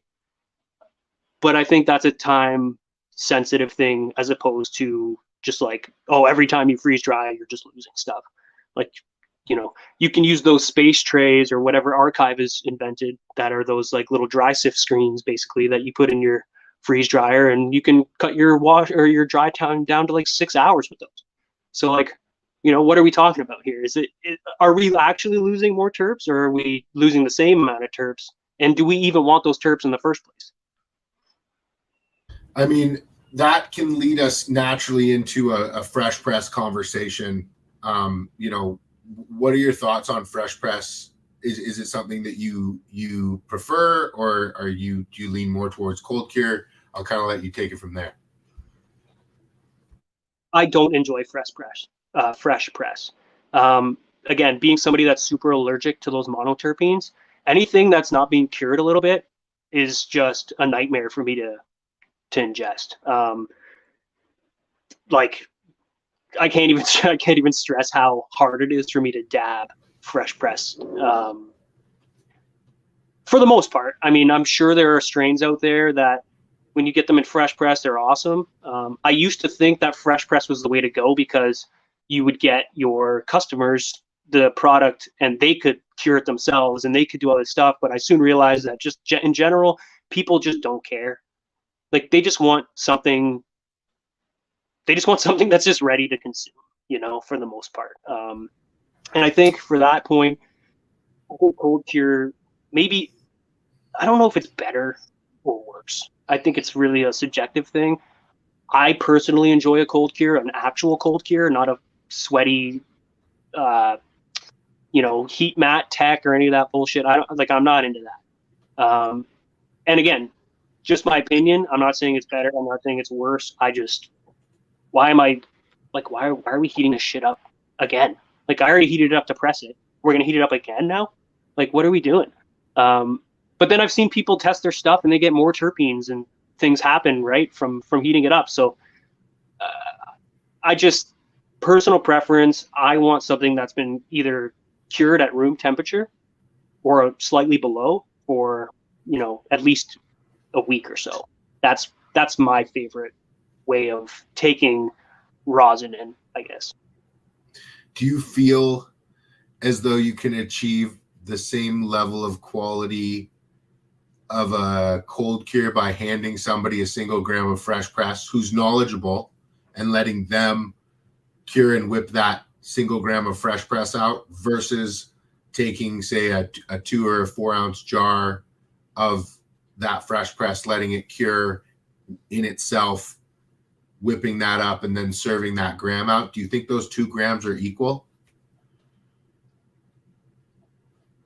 That's a good question. I think the 1 gram, put it this way. I've done experiments where I've taken, this is just a small jar, there's some ISO in it, but I've taken jars this size, right? That are maybe half full of rosin. And then I've taken big ass jars and cured them. And there is definitely a bit of a difference. With the same material, the same run, the same wash. I think that the amount of air that's in here is important for the cure. So if you have too much hash and not enough air, I think there's an issue. Or not an issue, but you're not going to get the same product over and over again. I think there's no reason those 2 grams can't be equal in a blind test. But I think that something is happening when you have more hash in a jar than less hash in a jar. And I don't know if that's just it's sitting in its own stink for, the right amount of time, or whether it's the terpenes, there's enough terpenes in that jar to stay because it's, it's more. I also think that if you had a single gram, depending on the jar, it's going to be tough to, other than just seeing it kind of coagulate, it's going to be tough to really know when it's done. Whereas with a big jar, I think it's easier to tell. Yeah. No, I think that's a fair assessment. With your experience processing, sun-grown dep and indoor resin, are you able to make any type of assumptions or observations as far as seeing the same cultivar run inside, indoor and outdoor? Do you see a larger, do you see the resin fall in consistently larger bags in the outdoor, or is that not an observation you've ever made? I think that light dep, properly done, is the best way for you to get a really great expression from your hash. I think you're going to get the smallest wax membrane from light dep, but also the cleanest resin overall because you're not actually outside. I've run outdoor plants that made really nice hash, but it was dirty. What are you going to do? You're a road, or a fucking storm happens, or whatever. There's a million variables that you have to now deal with when you're looking at pure outdoor. Indoor, you obviously can control all the variables, but now you're not using the sun. And I do think that there's a difference between the sun and any light, at least on today's market, as far as what it can do to the trichome, what it can do for the flavor, and, in a spiritual sense, the fact that it was grown with the sun, like, what could be better than that? It's natural. It's as natural as it could possibly be. It's unadulterated. It's the way that it would have been done 1,000 years ago. It's just, I find there is something special with that. But as far as, bigger heads or smaller heads, I don't know if there's a difference between that necessarily. I think the difference is going to be in the actual amount of oil versus wax cuticle per head. And that's what the difference is between the sun and your indoor grows. Do you have a preference or any observations that you've taken over the years on salt versus organically fed cannabis and how that relates to the resin? So I was always very much a believer of, like, you know what, salt is not better than organic. Organic is the way, organic. That's always been my mindset until very recently. I recently tried Gas Gods, and this is not a hash thing, this is a flower thing, so I don't have the hash answer for you, I guess. But as far as flower goes, I think it is very much strain dependent. I think it's very much the user inputs and who is doing it. If you were to give the same guy, or the same, like, let's say 5 guys, the same program, they're all going to do something a little bit different, and all that flour is going to taste a little bit different. So whether it's in organic or whether it's in salt, I think it really comes down to the person and their specific program and regimen. But what I was going to get at was the frosted fruitcake from Gas Gods. They did a batch that was organic. Tried it. It was really nice. Like, some of the best flour I had smoked that year. And then he came back to me a few months later with a cocoa grown, the same flower, the same cut, and it was exponentially better. So I don't know, again, and I'm not a grower, so, forgive my ignorance on that end, but I don't know that anyone can say that one thing is better than the other as far as that goes. I think it's all very much just the other variables that make it what it is. I don't think you can grow the best weed every time in organics. I don't think you can grow the best weed every time in salts. I don't think you can grow the best weed every time with general hydroponics. I think you need to have a system that's really dialed in for each strain. And I think that the more people experiment, the better we're going to all be because of it. And respect to all those guys that are trying this stuff and saying like, oh, we did really good with this, but like, fuck it, let's throw it in rock wool this time, or let's use a different kind of tea this time or something to just try it. Because without that, we'd be in Stone Ages still, 100%. I wanted to ask you about pulling melt. When you go to pull melt, are you doubling up on any of your bags? And what type of bags do you like to use? Are you agnostic or do you stick with one company? So for ease of use, most of my career I used Fresh Headies because my lab was right down the street. I could walk into the store, I could buy the gear, and it was just right there. I didn't have to ship anything. If I ripped a bag halfway through my day or whatever, I could just go buy another bag. It wasn't a problem. That being said, over the years, I've noticed the quality has gone down dramatically in that specific brand. And I mean, I'm sure there are still people that have bags from back in the day that are really good still and everything. But as the years went on, the bags that I was purchasing from them had definitely, the quality had gone down for sure. Like I've had, I like to use a wash bag, like the all mesh wash bag that goes into either the machine or into the bucket. I just like a cleaner workspace, and I don't like shit just floating around everywhere. And I was having like, after a day of using those, the zippers are like coming apart. And I'm like, well, what the hell? So I'd go back to the store and they'd be like, holy shit, like, sorry, whatever, and give me a new bag. But it's just like, there's definitely issues with not trying all the different brands out there. Our first bags, like I said, were bolt bags. I didn't know what I was doing at that point, so I can't really speak on the quality of those so much. I'm very interested in the all mesh. I think Resin Evolution does an all mesh. I think Bolt Bags also does an all mesh. But probably the best bags that I've used are the ice extract bags, the Bugatti bags. The quality on those is unmatched, in my opinion, from gear that I've used. I like the fact that they aren't using traditional. Well, they're not using only traditional micron sizes, which is cool. You get to experiment with like 104s and different size bags, which I really appreciate, and I like that kind of game of experimenting and playing with that. So I would say the best bags that I've used are definitely the ice extract bags to date, anyway. And are you preferential to washing in cubes versus doing like a naked wash? I do prefer to use not necessarily a cube shape, but some sort of 220 mesh bag that my material goes in. That is for sure the way that I like to do it. Makes cleanup easier. It makes my pulls cleaner. I found that to be the best way to do it. And I know there's a lot of people that hate cleaning those bags out, and that's probably why they don't use them. But like, I mean, you got to clean something. I'd rather clean this mesh bag than all my equipment every single time and scrub the shit out of it all because there's just like plant matter stuck to it.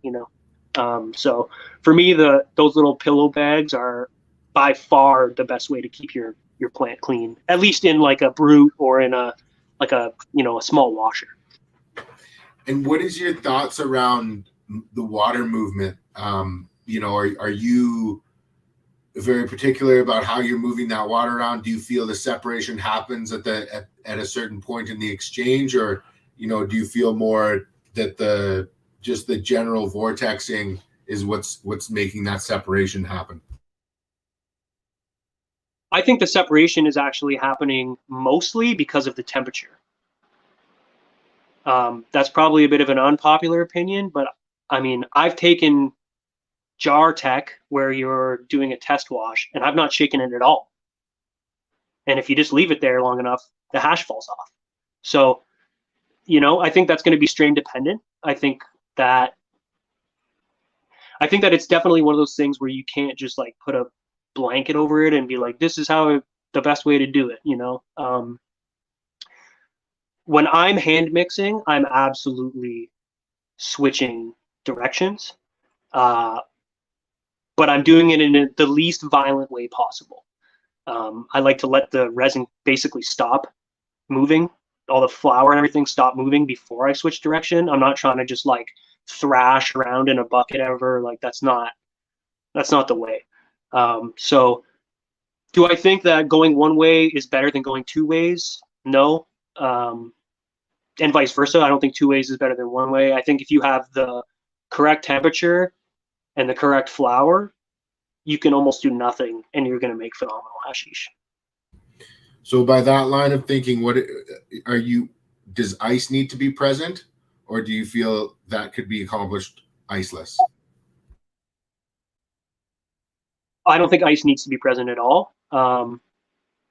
Ice is obviously great to cool the water down, but I think if you had, and again, I've only worked, all the labs that I've worked in are like straight up DIY, like ghetto tech labs. Like I've never been in a space where that it was, legal setup type vibes. Like it's never been that. It's been in bedrooms and, cellars and just under people's rooms, like just random shit. Right. So I think I've been able to achieve really good quality products without having all these special inputs. That being said, it is much easier if you have those special inputs. So yeah, I think people are just doing a lot in order to make products that they don't necessarily need to do, but those things do make it easier for sure. What about jams? Like, were you at all focused on post-process heat application, for rosin pens and jams and the like? No, I'm not like against anyone doing that, but in my personal experience, the products that I've enjoyed the most, it did not have heat added to them afterwards. They're pressed at a temperature that was, obviously you're going to get all your resin out, but it's not like, I don't know, man. I don't love the idea of cooking resin unless I'm going to eat it. That's just kind of where I'm at with that. As far as rosin pens go, I'm not a pen user. I'm not somebody that like uses pens or any kind of disposable vape cartridges or anything like that. I don't find the hit off of them is what I want. I don't find the flavor off of them is what I want, and I'm not really into just like throwing stuff away all the time. It just seems like a really convenient thing, which is cool. And I'm not downing anybody for that. It's just not the way I like to take my meds in. I think if you wanted something on the go and you want to consume rosin, go get a Puffco Proxy or go get something like that where you can be on the go and actually take a dab, where you're not having some coil or something heat this stuff up and then you've got like partially decarb shit in your card and whatever. I don't know. It just seems like a lot can go wrong. And coming from selling a lot of those things, I'm sure the tech has gotten much better since 2013 or whenever, when I was selling vapes and shit at the bong store. But like, I wouldn't trust any of that gear that I was selling with my lungs today. Like G Pen coils and shit like that. Like, that was just horrible tech. But it worked, and we all used them. I used them. Like I'm not better than anybody else. I was smoking that shit too. So I just think that there's better ways to take in meds than a pen on the go, I guess. And like berries, it's a great way to do it. Like that's kind of one of the things. I'm always sticking berry stickers on like no smoking signs in the park. Cause it's like, oh, you can't smoke here? Well, I'm gonna still be high. So, this is gonna work. No one's gonna know. It's gonna be awesome. And you're gonna get blasted, and it's gonna last a good amount of time. And it's it's what I'm looking for anyways in a buzz for sure. Yeah, no, those berries are incredible. I remember when I was first introduced to them, and it was one of the more pleasurable experiences, and it hit like a ton of bricks. So it was everything that I was looking for. But honestly, with the berries, it matters. Like, people think you can just put bullshit food grade into edibles just because it's hash that it's going to be good. You're not right. Trust me. If you want to put a full batch of 45U and that's all you're putting into your edibles, it's going to suck just like 45 does to smoke. If you want to only put 220 and 160 in there that's messed up and whatever, it's going to be that. That's what you're going to get. So I think we pride ourselves the most on the inputs that we're able to use.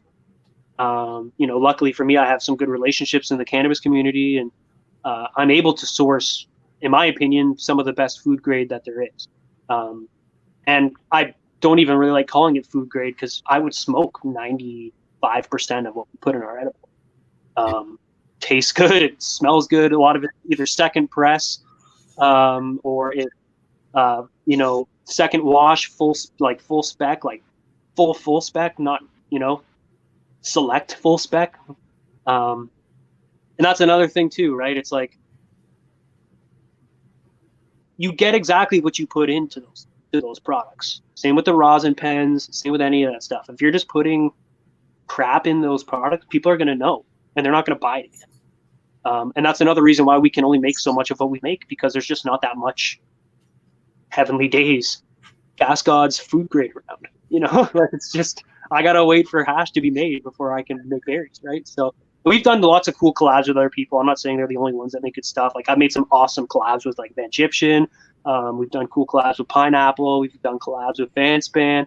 But I just keep finding over and over again the berries that I want to eat are from that food grade.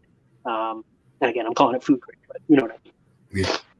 No, there's we need to develop a better term than that, I think, as an industry, but I completely understand what you're saying. And the quality call it berry grade.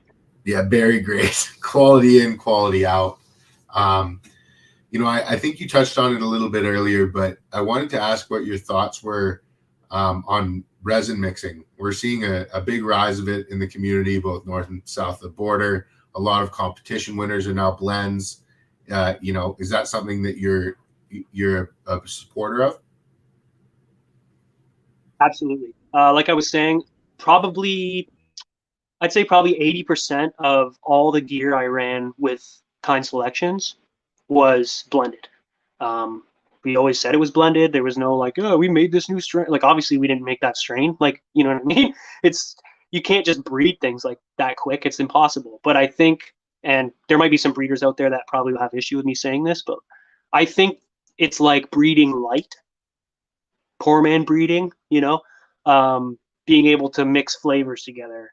And you're obviously not going to get that same exact expression when you're actually breeding. And maybe you would if you did a big enough selection. But I think that being able to mix strains, like, why not? Why would you not want that? I'm somebody who likes to take a flag of melt of one flavor, and then I'm going to take some rosin and I'm going to like put it in the middle of that flag and make like a little taco, and I'm going to smoke that, and it's going to be better than both of them were on their own. I think there's people out there that are purists. They only want to smoke one thing. They want to know what it is, and I totally get that. And I've been like that as well in the past. And when I'm trying something new, I do want to try it on its own.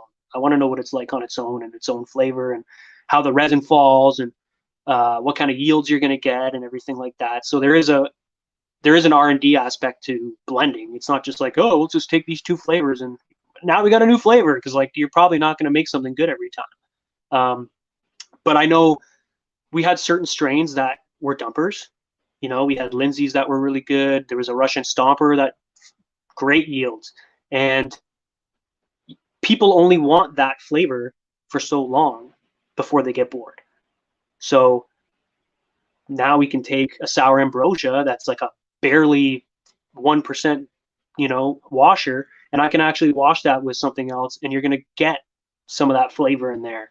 You're going to get a little bit of that effect, and you're still going to have really beautiful hash or really beautiful rosin. It's just not.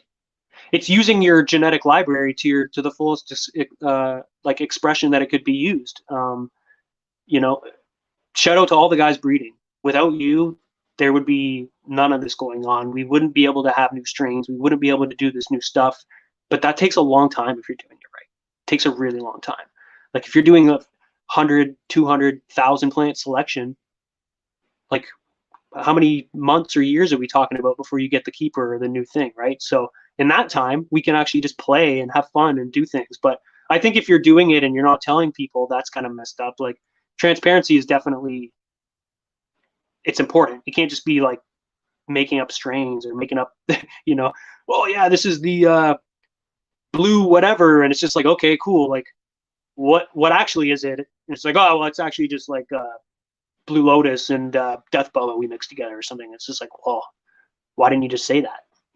Just it seems like you're hiding something, even if you're not. So just be transparent, tell people what you're doing, and if they like it, they like it. If they don't, you go back to the drawing board and you make some new shit. 100%.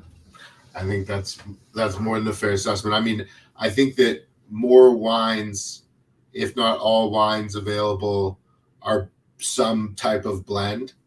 I could be wrong. I'm not a wine expert, but I think the majority of them are. And I think that we're headed to a place where we're going to have to start separating categories in competitions between blends and single strains. Or maybe we won't have to. It's very interesting because we're seeing a lot, and I love it. I think it's great. I think anytime you can make a new unique flavor experience that, we should explore it to its full extent. So I'm stoked on it. I totally agree, man. And it was really cool. Sorry, I was just going to say, it was really cool to see those. Eagle Clash was the last big comp, and what was it, like 3 out of 5 were blends? Yeah. Like if that doesn't tell you what blends can, I don't know what will. Ego, Emerald, a lot of blending going on. Or sorry, not Emerald, Legends. Ego and Legends. There was a lot of blending going on. A lot of blending last year at Ego and Legends. So yeah, I mean, even Melting of the Heads, there was a couple of blends that placed. So it's really kind of coming into vogue, and cool to hear everybody's perspective on it. Sometimes there's those purists that are very much, I think Bird stands out as one who's like totally against blending, no blending. But yeah, it's cool to get people's opinions on it. I wanted to ask you about machine washing. We're seeing a tremendous amount of new commercial wash vessels coming on to the scene. Do you have much experience with any of those? Have you had the opportunity to use any or take a close look at any? So actually, I guess I can talk about it now because my NDA has expired a few years ago. But when Whistler Tech was doing R&D on, I don't know which version I got my hands on, but Bubble Man actually brought down one of the first Whistler Tech units for us to try and play with or whatever. It was a big stainless unit. It was basically 2 main parts, if I remember. This was years ago, so forgive my memory here. But it was stainless. It was like, I don't know, 4.5 feet tall, maybe. I think it was like a 200-gallon drum, something like that. And it had just like a little catch basin, like a little catch on the bottom where you were supposed to collect the hash. So it was like basically just like a jar that went under. If you picture like a funnel, there was just like a jar that would like screw in under the funnel, and that's where you were supposed to catch all the hash or whatever. Needless to say, we destroyed about 10,000 fresh grams in that machine, and it was not at all viable for what we were trying to use it for. It gave me some ideas, and it was really a cool experience to be able to like have my hands on like a prototype and be able to play and kind of see what it was. It was a very expensive game that we played, but I mean, it is what it is. It's in the past. But yeah, it was cool. I think if I was ever going to start a brand, I would just want to hand wash simply for the fact that I want to be the one that's mixing the resin. Um, I think there's something special about human interaction with any product.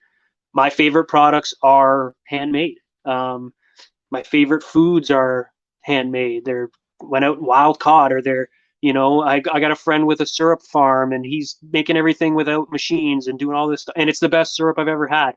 His honey is the best I've ever had. There's all these things that I just, maybe it's placebo, maybe there's something to it, but I personally feel the product is more special when someone's hands were involved, as a point to just like a machine spinning the resin. And trust me, you're never gonna hand wash millions of grams of resin. It's not possible. You're gonna break your back. You're gonna be messed up. It's gonna be a bad time. You can't just pull bags all day. Like there's a lot of good things about the machines. I just think the actual spinning of the resin, I would like to do myself. But I do like the idea of the top-down agitation. I like the idea of stainless. That's really proper and food grade and all that. And maybe in the future we'll try one of those machines, or try some product that came out of one of those machines, and it's going to blow me away and I'll change my mind. But I guess I'm just kind of old school in that way, where there's something about a handmade product that I don't think you can attest for when you're using commercial machines. So would it be safe to say a statement you would agree with would be that the quality level that can be achieved at hand washing is superior at this point in time to what can be achieved with machines? Well, again, I can't say that for sure because I've never used. Yeah, that's true. Like the newer machines, right? So like I wouldn't just like blanket say there's no way that could ever happen. What I'm saying is, if you were the hash maker and I knew that you were in there breaking your ass to make this product and sweat into these buckets, and you were putting your blood, sweat, and tears into this, I'm more likely to purchase that product than something I know that was made in a machine. But that's just, again, that's a personal preference thing. I hope to be proven wrong, because my back would be, a lot happier about it for sure. Like we've set up like pulley systems to try to shake bags and all this shit just to like try to make it easier. But it's like, just get stronger and get massages. That's my, hit the float tank once in a while and, loosen that shit up, because I've always found melt to be, again, my favorite way to experience cannabis. And I mean, I've never seen full melt come out of a machine before, like true, like perfect full melt. So I guess until that day, I guess I have to say that I would prefer hand washed material. That's a fair assessment, man. I want to ask you how much thought you've put into the yield numbers that our industry sort of fudges so often, as far as strain yields from wet or dry weight. Like, do you feel as though we need to come together as an industry and define what these yields and math that we're applying are, or do you feel as though that's never going to happen and not a useful kind of use of our energy? Like, what are your thoughts on the matter?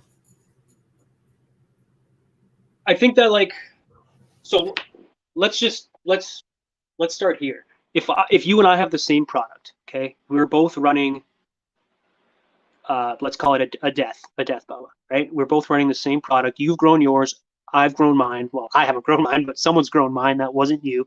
And those two products are now going to get washed the exact same way. Why does it really matter what your yield is compared to my yield? Unless we are trying to run the same gear for yields. Like the yield of a product has never changed my mind on whether or not I wanted to smoke it. It's never changed my mind on whether I wanted to purchase it or experience that type of resin or that flavor or that smell or whatever it is. As a hash maker, you obviously need to make money or you can't keep going, right? But if you have a 2%er, right? You've washed the thing that's a 2%er, and that 2% is based purely off of rosin weight, not just hash. There's a price associated with a 2%er, right? There's a price that should be different, in my opinion, that's associated with a 10%. It's just I would supply, agree. you know? I would absolutely agree with that. I think further market education might need to take place, but sorry, go ahead. I agree. I completely agree with that statement. Yeah, no, but like you're right though. Further market does need to happen. We're at the beginning here. Like we have to keep learning, we have to keep teaching people, and we have to keep expanding our own tech and repertoire of what we're doing. I just don't think that my yields matter to you, and I don't think that your yields matter to me. That being said, if you're going and you're going to go buy a cut from somebody and they're like, oh, this is a 20% drop or this is a 5% or whatever, and you're all stoked about it, unless you're growing the exact same way that they're growing, and unless you have the exact same inputs and you're washing the exact same way, why would those two things ever be the same anyways? Right? Like what's the... I mean, there's too many variables. It's an interesting way to look at it. I think that in all industries, you kind of need meter stick marks to measure against one another, whether it be for commercial viability or a number of different reasons. But I get where you're coming from. I think that, my point of view is that we haven't factored in maybe the water weight or activity present in the material when it's being frozen. So, you have potential variability there.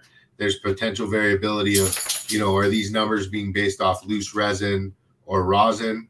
And I think that, having these open discussions and kind of better identifying and specifying what we're talking about will ultimately lead us to possibly just less confusion and, potential altercations in the space. Like if somebody gives you a 7%er and then it comes back off the press at 4, there's going to be some questions, and nothing went wrong in the grow. There would be some questions, and then maybe what ultimately resulted was it was 7 full spec loose resin, but right around 4 off the press, and that wasn't communicated, and then there was some potential issues that arose. So I think it's always an interesting conversation to have. No, I agree. It is important that we discuss this stuff. It's important that I don't think we all need to be on the same page, but I think we all need to be at least reading the same book. Yeah. That makes sense. Yeah. So yeah, you're right. Definitely there is a commercial aspect to yields, and you obviously need to make money. You need to pay your investors. You need to pay your own bills. You need to eat. You need all these things to happen if that's your main source of income. I just think that at this point in time, there are so many variables between every single person that's growing every single cut and every washer that's doing this and that. Like, I just don't see how any of those numbers could ever be the same for anybody unless you're running the same program. So I guess, do I find value in those numbers? Sure. But I'm more interested in the quality of the resin than how much resin there is, I guess. Because if it's amazing resin, people are going to pay whatever it costs to get it anyways, right? Like that just is what it is. There are products that are better than other products, and better is subjective. I may love fruit strains, you may love gas, or I might love candy and you might only like sours or whatever, and that's cool, and we're both going to find value in different products in different ways. But I just think that until people are on like the same page of like, oh, okay, well, this guy's growing in salts and he uses this kind of water and this many lumens and, you know, temps in his room or this and that and this input and whatever. Like, I just don't see how you're going to have the same experience on two different levels. And you're right, the scumbaggery is real. People say they have a 10%er and it's a 5%er, and you're like, oh, what the hell? And they're like, oh, you just didn't do it right, right? That's another issue with my theory of kind of what's going on here. People just need to be better. Like, just be better people. If everyone's telling the truth and everyone's, you know, just trying to make the game better, we're all going to win. I've never seen people beef or get in trouble with each other that things have turned out good for either side. You know, it's like, you just be good to each other and, you know, be honest, and you're going to find that your relationships are going to be a lot better and your products are going to go a lot longer of a way, and people are going to at least respect you for being honest, you know. 100%. But there is one thing I'll say about numbers. One thing about numbers, and this is something that is just like, since day one has infuriated me, is the 6-star, 5-star, 4-star. What kind of, like, what are we doing with that system? I don't understand why that is valuable. Nobody's like, oh, there's a little bit left, a little bit of resin and half a Q-tip on my dab. Well, if I take a gram dab, there's no way there's going to be a half a Q-tip of resin. It's not possible. So, you know, that's where I'm more interested in actually standardizing things. I think we should be using the gravimetric scale over a star scale that's completely subjective. I think that's ridiculous. No hate on anybody that created that or anything. I think it's ridiculous that in 2022 we're still talking about 6-star. Like, come on. Get the email out. Pardon? I think gravimetrics makes a lot of sense. Yeah, and it's not a terp discussion. We're talking about the melt. Does it melt? How much does it melt?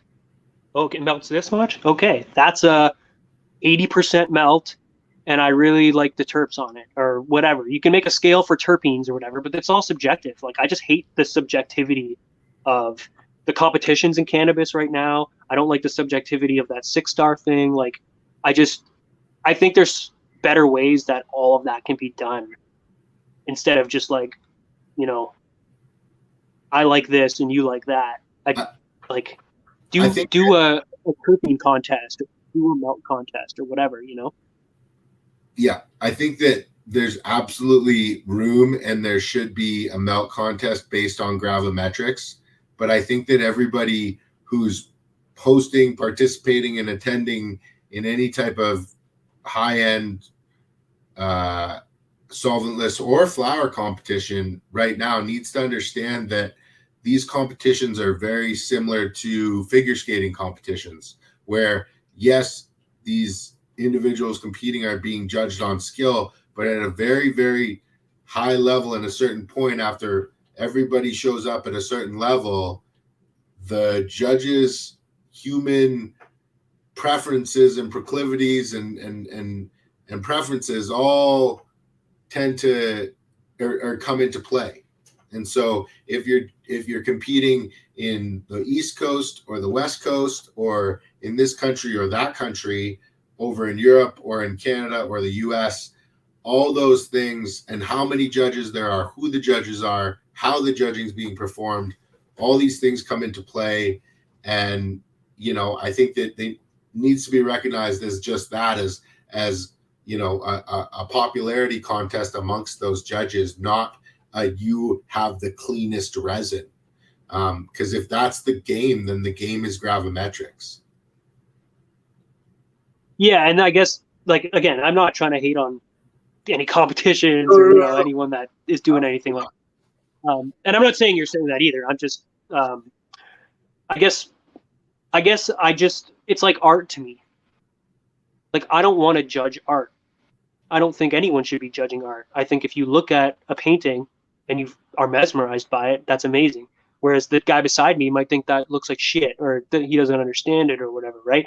So, like, I look at cannabis that same way. If we want to compete, let's see who can grow the terpiest flower, or let's see who can have the cleanest melt, or let's see who can, I don't know, like whatever the competition is. Like I guess personally I'm more interested in that information than just like, oh, people don't like Tangy this year, they like gelato, you know? Like, oh, okay, like that's not going to change what I'm doing. I'm going to still just keep making the shit that I think is fire. And up to this point, you know, the community has agreed at least. So I guess that for me is just like, yeah, I think the subjective competition aspect, I don't find a lot of value in that for my own personal brand, I guess. But I would be very interested one day if there are people doing gravimetrics or terpene contests or whatever. And going back to terpenes, I think that there is going to be a time where people are going to look back and be like, oh shit, maybe we shouldn't have been dropping products with that high of terpene content. As somebody like myself who is very sensitive to terpenes, like I have to wash with a full face respirator and an air pack. Like I can't even be in the room. Like it has to be fully sealed around my face or there's big problems for me. I think that I'm lucky in that sense because I have to wear PPE. I think a lot of people that are making hash today are going to find out in the future that they should have been wearing masks too. I just think that we can't be breathing in high levels of chemicals, whether they're natural or not, without any kind of, you know, exposure issues in the future. Yeah, I mean it's something we talk regularly about on the lives. You know, Mission Hill is full face. Canadian Dabs wears a full face. You know, a lot of these guys are definitely, you know, not looking to do any damage to their lungs, and you know, a lot of people can feel it. Some people seem to be less issues from it, but a lot of people can feel it after those long days in the washroom, just sort of in their lungs, the wheeziness. I wanted to ask you. Oh yeah, Oh, go ahead. I was gonna say I legitimately can't even smoke or dab after a day in the lab, even with a full mask on. Wow. Like I just can't. I'm super, super, super sensitive, and it sucks because a lot of times you'll be in the lab and then you go to an event and everyone's like, "Oh, come have a dab or whatever," and I'm like, "Oh, I can't," you know. And they're like, "What do you mean you can't?" And I'm like, "I'll literally pass out if I take a dab right now," and like I'm not really trying to have that kind of attention on me in public, you know. So again, that's a big reason why the edibles are so awesome for me, because being in the lab for 10, 12 hours a day and still being able to use cannabis and not be suffering because of it, it's super blessed. And I just, if anyone gets anything out of this conversation, I just hope anyone that's working with cannabis, maybe not flower so much, but if you're making extracts, solventless especially, and you're not wearing some kind of filter to filter out the whatever is in the air, terpenes and chemicals and whatever is floating around in the air, like please consider doing that. Even if you don't think it's important, if you don't whatever, like I do not want to see my friends and colleagues on respirators in 10 years. You know, like and who knows if that's going to happen or not, but I can't see, like a lot of these chemicals are like limonene, like it's a cleaning product. You know what I mean? You can't just sit over a vat of limonene and just inhale that. Like it's terrible. So I think the higher we get, and that is the game, right? More terps, more terps, more terps. I think there is a threshold that we probably shouldn't cross, but we definitely will cross. Yeah. I want to ask you about your thoughts around the plant's ability to produce resin.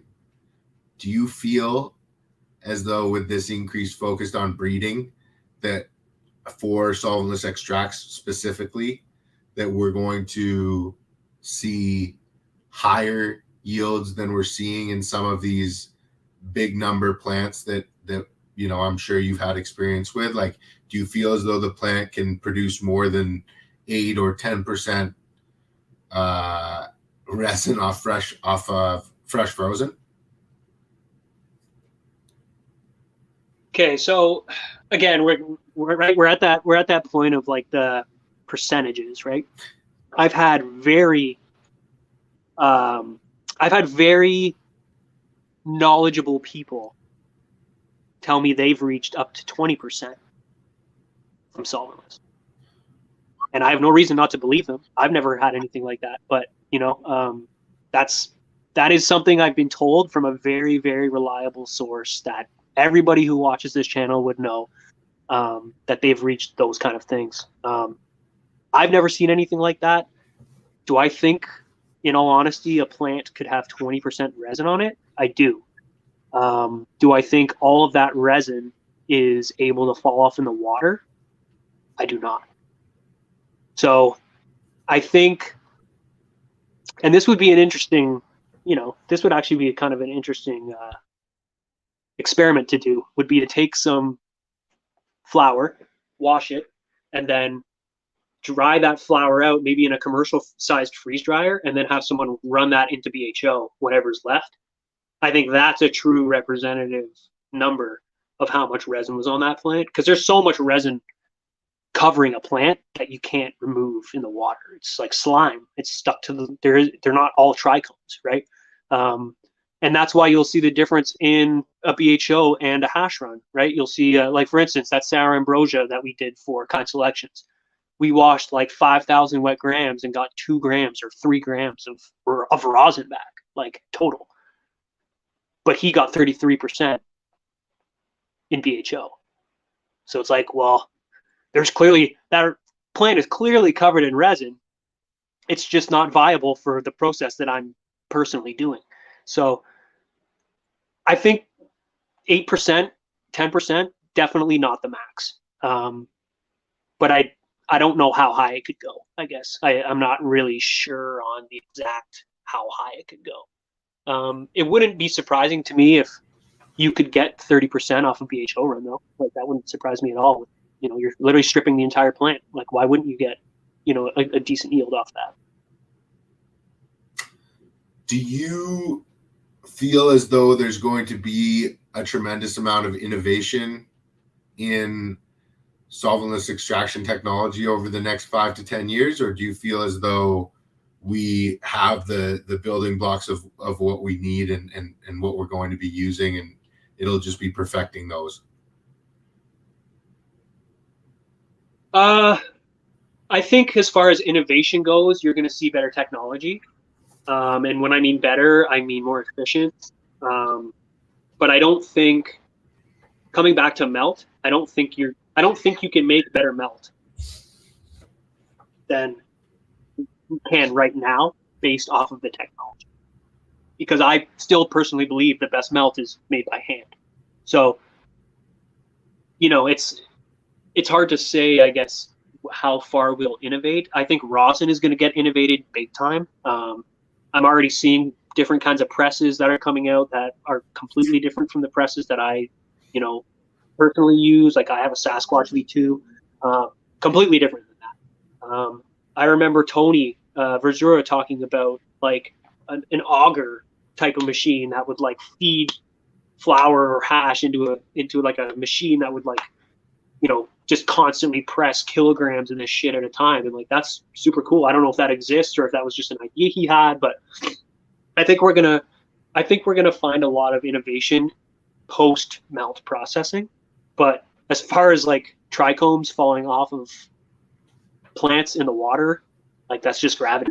Like, what, we gonna invent new gravity? You know what I mean?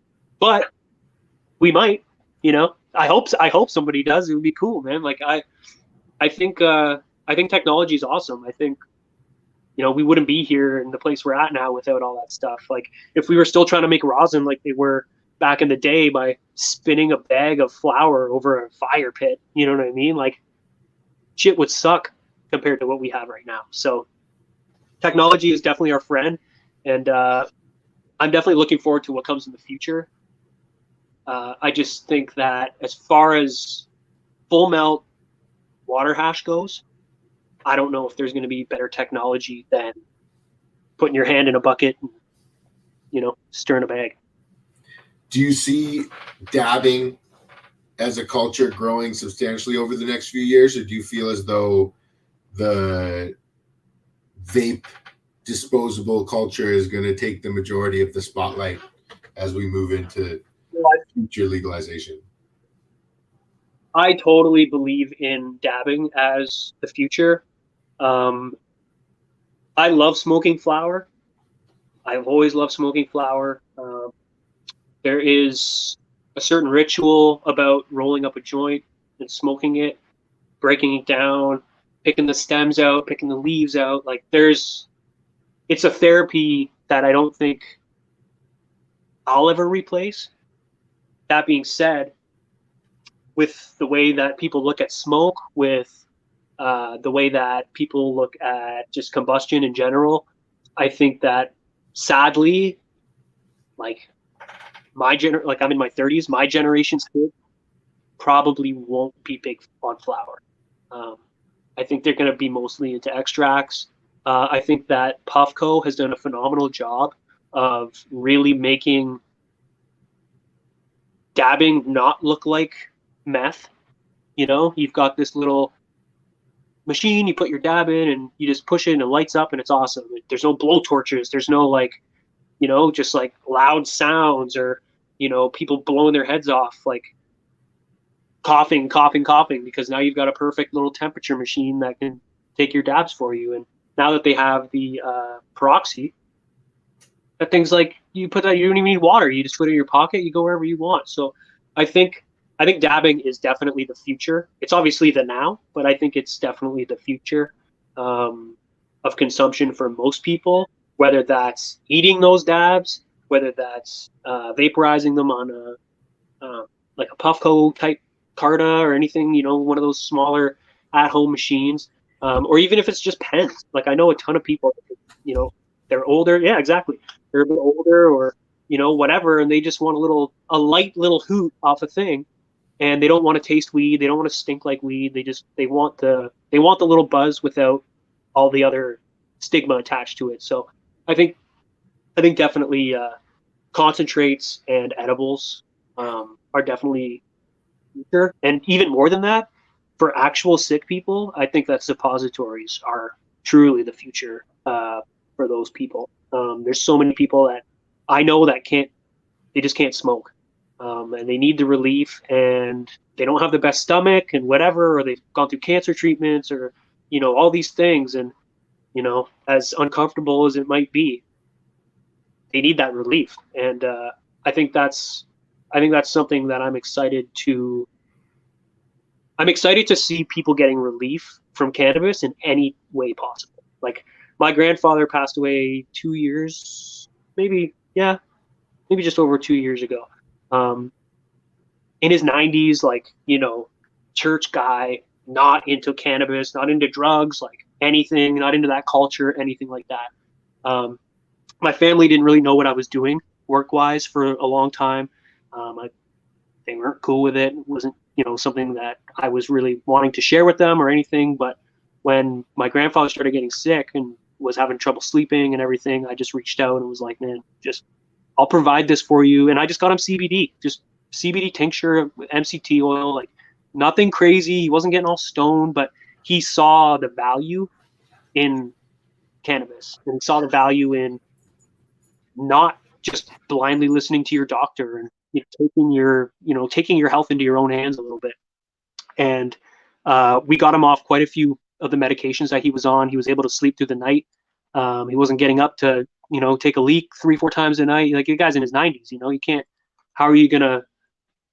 just keep feeding people drugs their entire lives that are causing more problems. So I'm just super grateful that he's, you know, he was able to find some relief in a cannabis product, even though he wasn't ever in the cannabis scene, didn't care about it, wasn't into it, like probably would have scolded me for even being a part of it at all.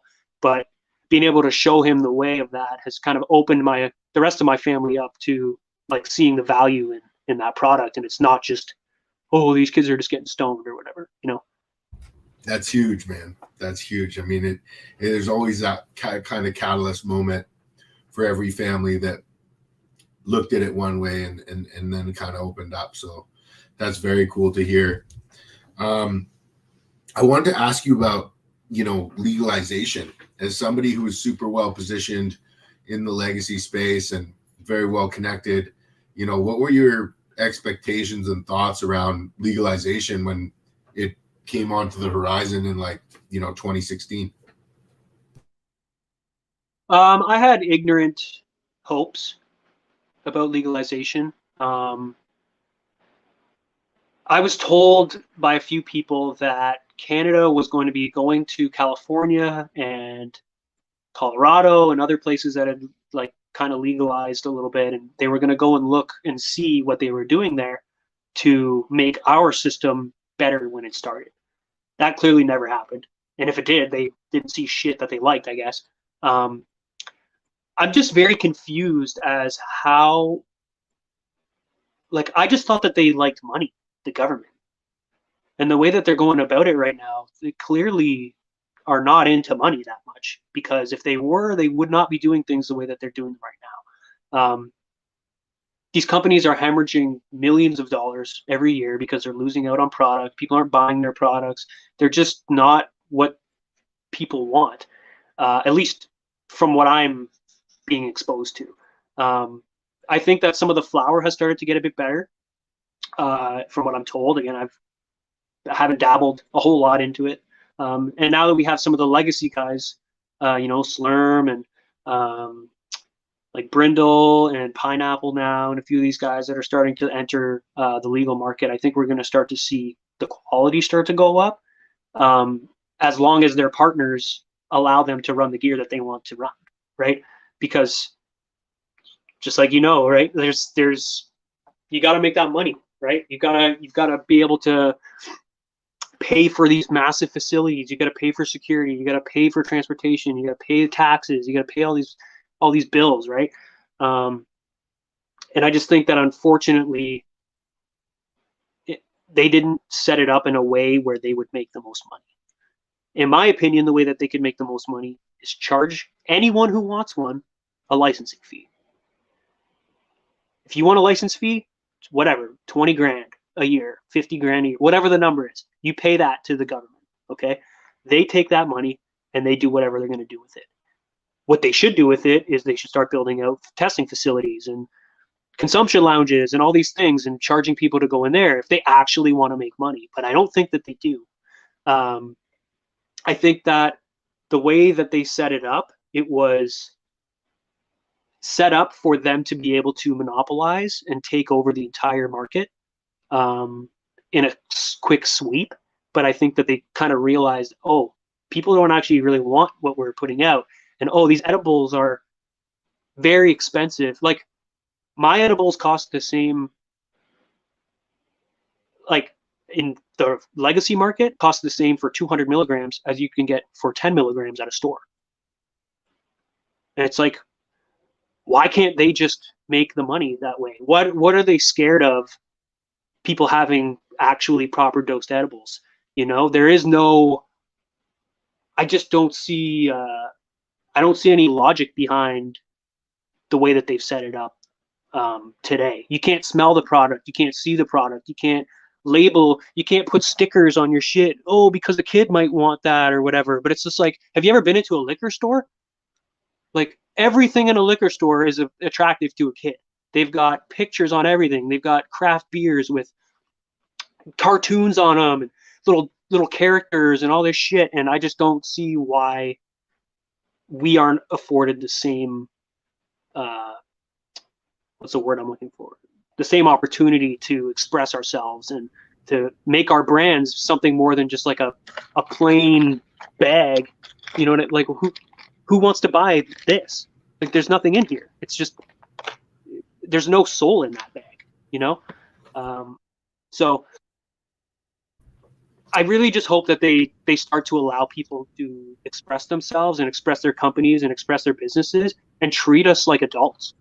That's just, I guess that's my hope for the future.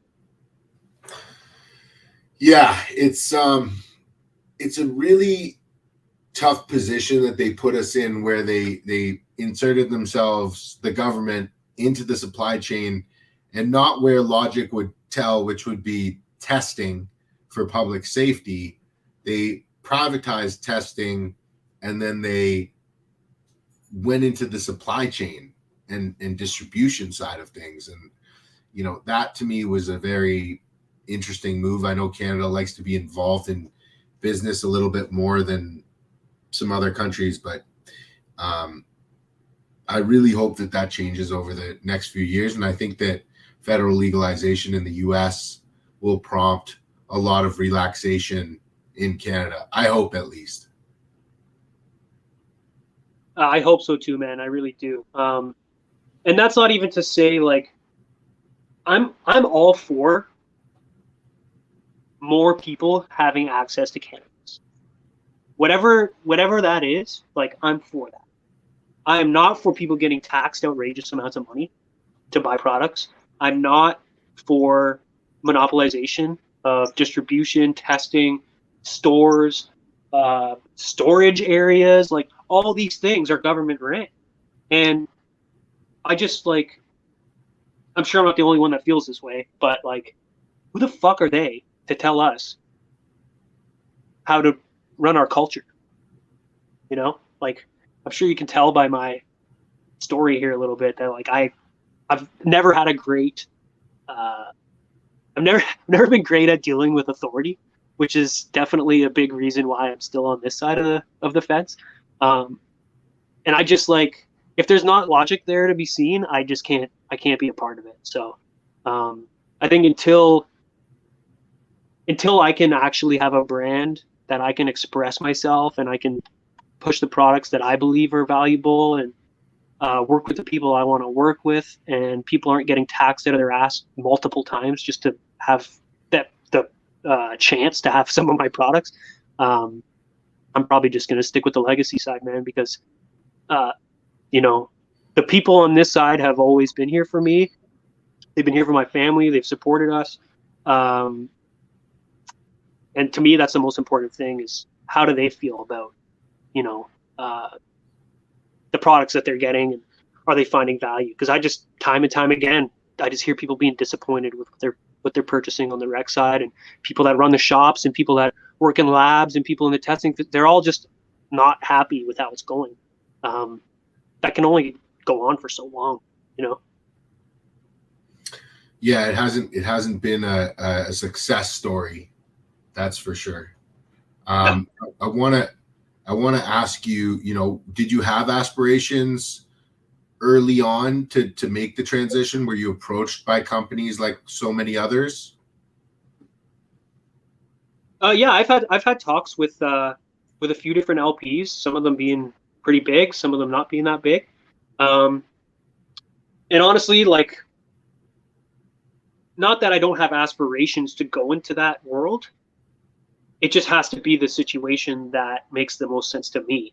I know how replaceable people are. I know that once you give away your secrets, once you give away your tech, once you give away your recipe of why your brand is special, they're just going to take it. And, you know, why would they keep paying you this? Or, you know, you become disposable at that point.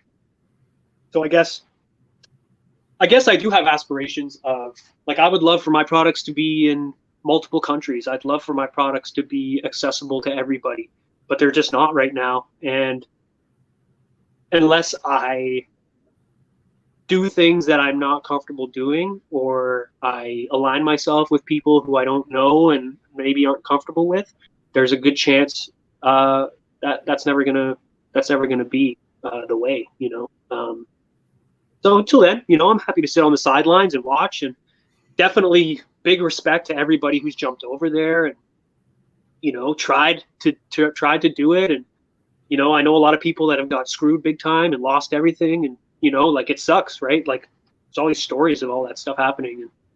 And I'm just grateful that the market that I'm in has continued to support me and my family, and has continued to find value in what we're doing, because without that, there would be nothing, man. I'd be fucking selling sunglasses again, probably, you know.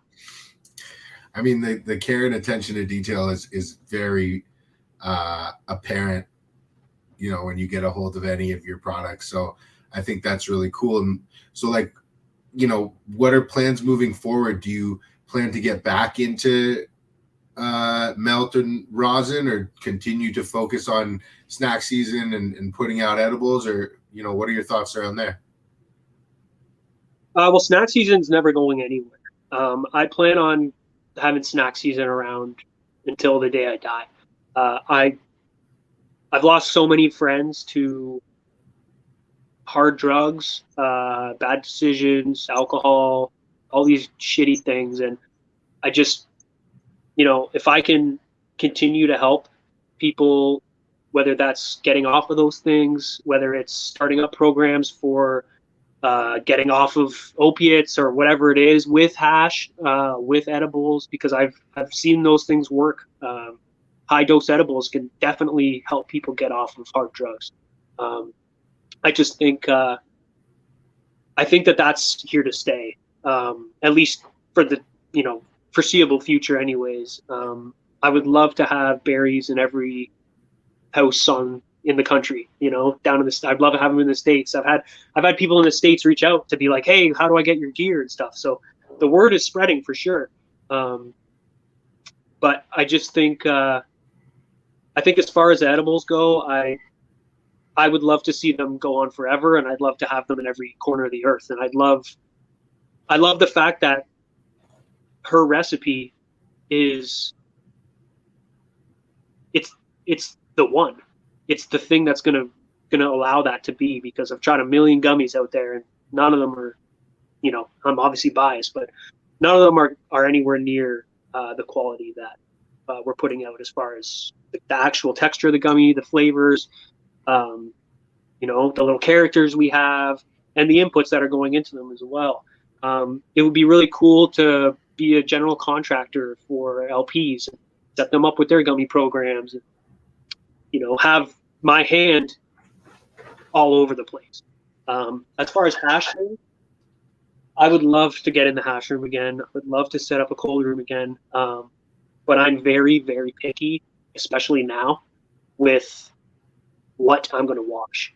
So until the perfect situation comes about, I'll just be doing the edible thing.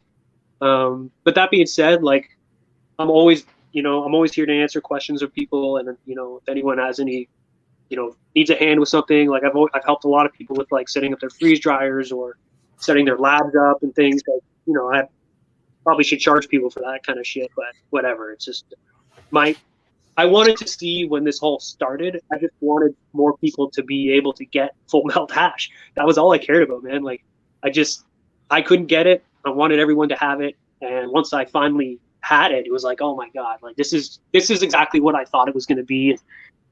I just can't imagine life without that now. So shout out to all the hash makers out there doing it. Like I said, there was definitely people making hash before me and long before I was, but I think that West Coast, our brand, really put that on the map for Canada and allowed people to have access to something that they weren't able to access before unless you knew somebody. Because even back then, bro, I'd go to CCHQ or I'd go to some lounge or whatever, and like you might see a guy with some hash or whatever, and I'm like, oh, dude, like, please, like, can I just buy like a half gram of that? Like, I just want to go home and like smoke it and like really get to know it. No, I can't sell you that. I'm like, bro, like, I'll give you $100 for a half gram of that. I just need to like.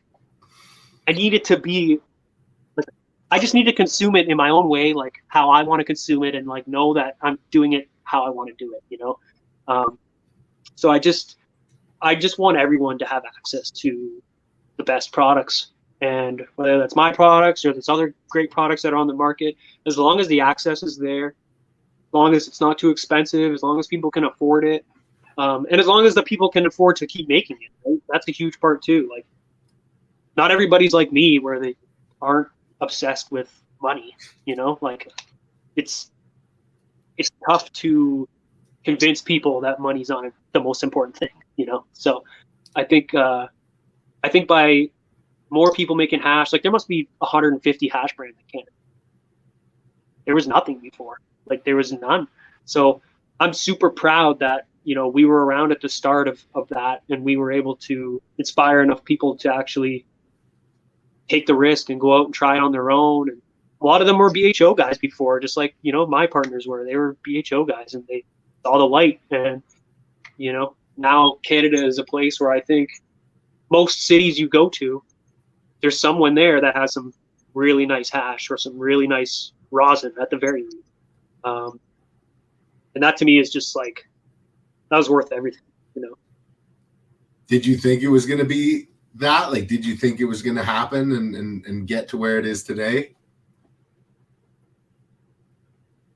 At first, no, just because of like how hard it was to get rid of it. Like, people just didn't understand what it was. Like, when you tell people you have hash, they picture a brick of brown hash, you know.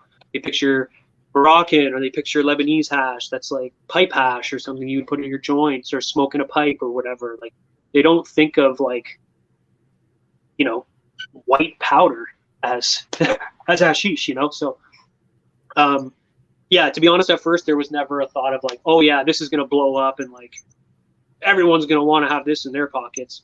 Even though I knew I wanted it in my pocket, and my partners knew that that's what they wanted. We got a lot of pushback for sure.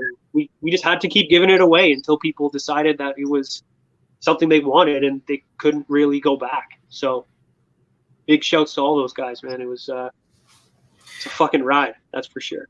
That's wild, man. Is there anybody else that, you know, we didn't touch on that you might want to give, you know, a shout out to before we wrap up here? I mean, there's a lot of people that I'd love to show some love to on here. Most of them probably won't see it because they aren't like in the scene so much. But as far as people in the scene, you know, again, big respect to guys like Vanspan, guys like Van Gyptian, guys like Pineapple, anyone that's doing air dried hash right now, still after all these years of freeze dryers being out and that being the standard, like, honestly, respect to all you guys, because if there wasn't that just love for those products wouldn't exist anymore. And going back to legalization, if the government had their way, there would just be, you know, crispy flowers on the market right now. And that's, you know, that's sad as far as culture goes. Like, that's super sad to me. So I think, you know, shout out to the West Coast boys. Without them, without, you know, signing us or picking us up, basically, I would have never got into this. Shout out to B for having the push to really go out and just buy all that shit that we needed to start running. Shout out to the guys who would bring us packs at the start. They know who they are. And honestly, just everybody that's ever supported us and ever seen one of my videos or seen a post or, you know, anything like that. Like, just, I never expected any of this to go the way that it did. And I'm sure the next 10 years of my life are not going to go the way I expect either. I just hope that, the culture stays alive, and I hope that people just really continue to care about the plant, care about hash. Like, you know, that's what we're here for. We're all here for the hash. And yeah, honestly, like, yeah, I'm probably forgetting a bunch of people that I should be shouting out, but, you know, come see me later. I'll make it up to you. That's awesome. So where's the best place for people to find you if they listen to this or watch it online and want to get in touch with you? Mel, what's the best place for people to get in touch? Yeah, just like MELTSZN, my Instagram page. I'm pretty active on there. It's probably just the easiest way to go. I am a private page, so, you know, forgive the 400 plus people and trying to follow me right now. But if I don't know anybody that you don't know, there's probably a good chance I'm not going to accept the request, just based off of how many accounts are getting deleted and all these things that are happening these days. I've been very lucky to only have my account go down once in about 10 years. So I'm just really trying to keep it that way because I have a lot of contacts on there that I need. So MELTSZN is a great place to get a hold of me. I guess if if you really want, meltseason@gmail.com. If you have some questions or for some reason I haven't accepted your friend request or whatever, I don't check that very often, but the notifications are turned on, so I'll know if I get an email. But yeah, other than that, just keep smoking hash, man. I'm not here to hate on anyone that smokes rosin only or whatever. I'm not that extreme with it or anything. But if you go on a pursuit to find really proper full melt, you will find it, and it will change your life. I can almost guarantee that. Man, Mel, I appreciate you taking the time. I appreciate you coming on the show, sharing your story. It was really cool to chop it up with you. I really enjoyed it. Oh yeah, man, anytime. And as the car alarms go off behind me here, yeah, like I said, bro, if you're ever in the city, and please don't hesitate. I got something for you. Absolutely will. Absolutely will. I hope everybody enjoyed the show. Swamp Hash tomorrow. Don't forget to like and subscribe. Melting of the Heads, New York, January 20th. Few tickets left. meltingoftheheads.com. Appreciate everybody. Hope you guys have a great night and a great 2023.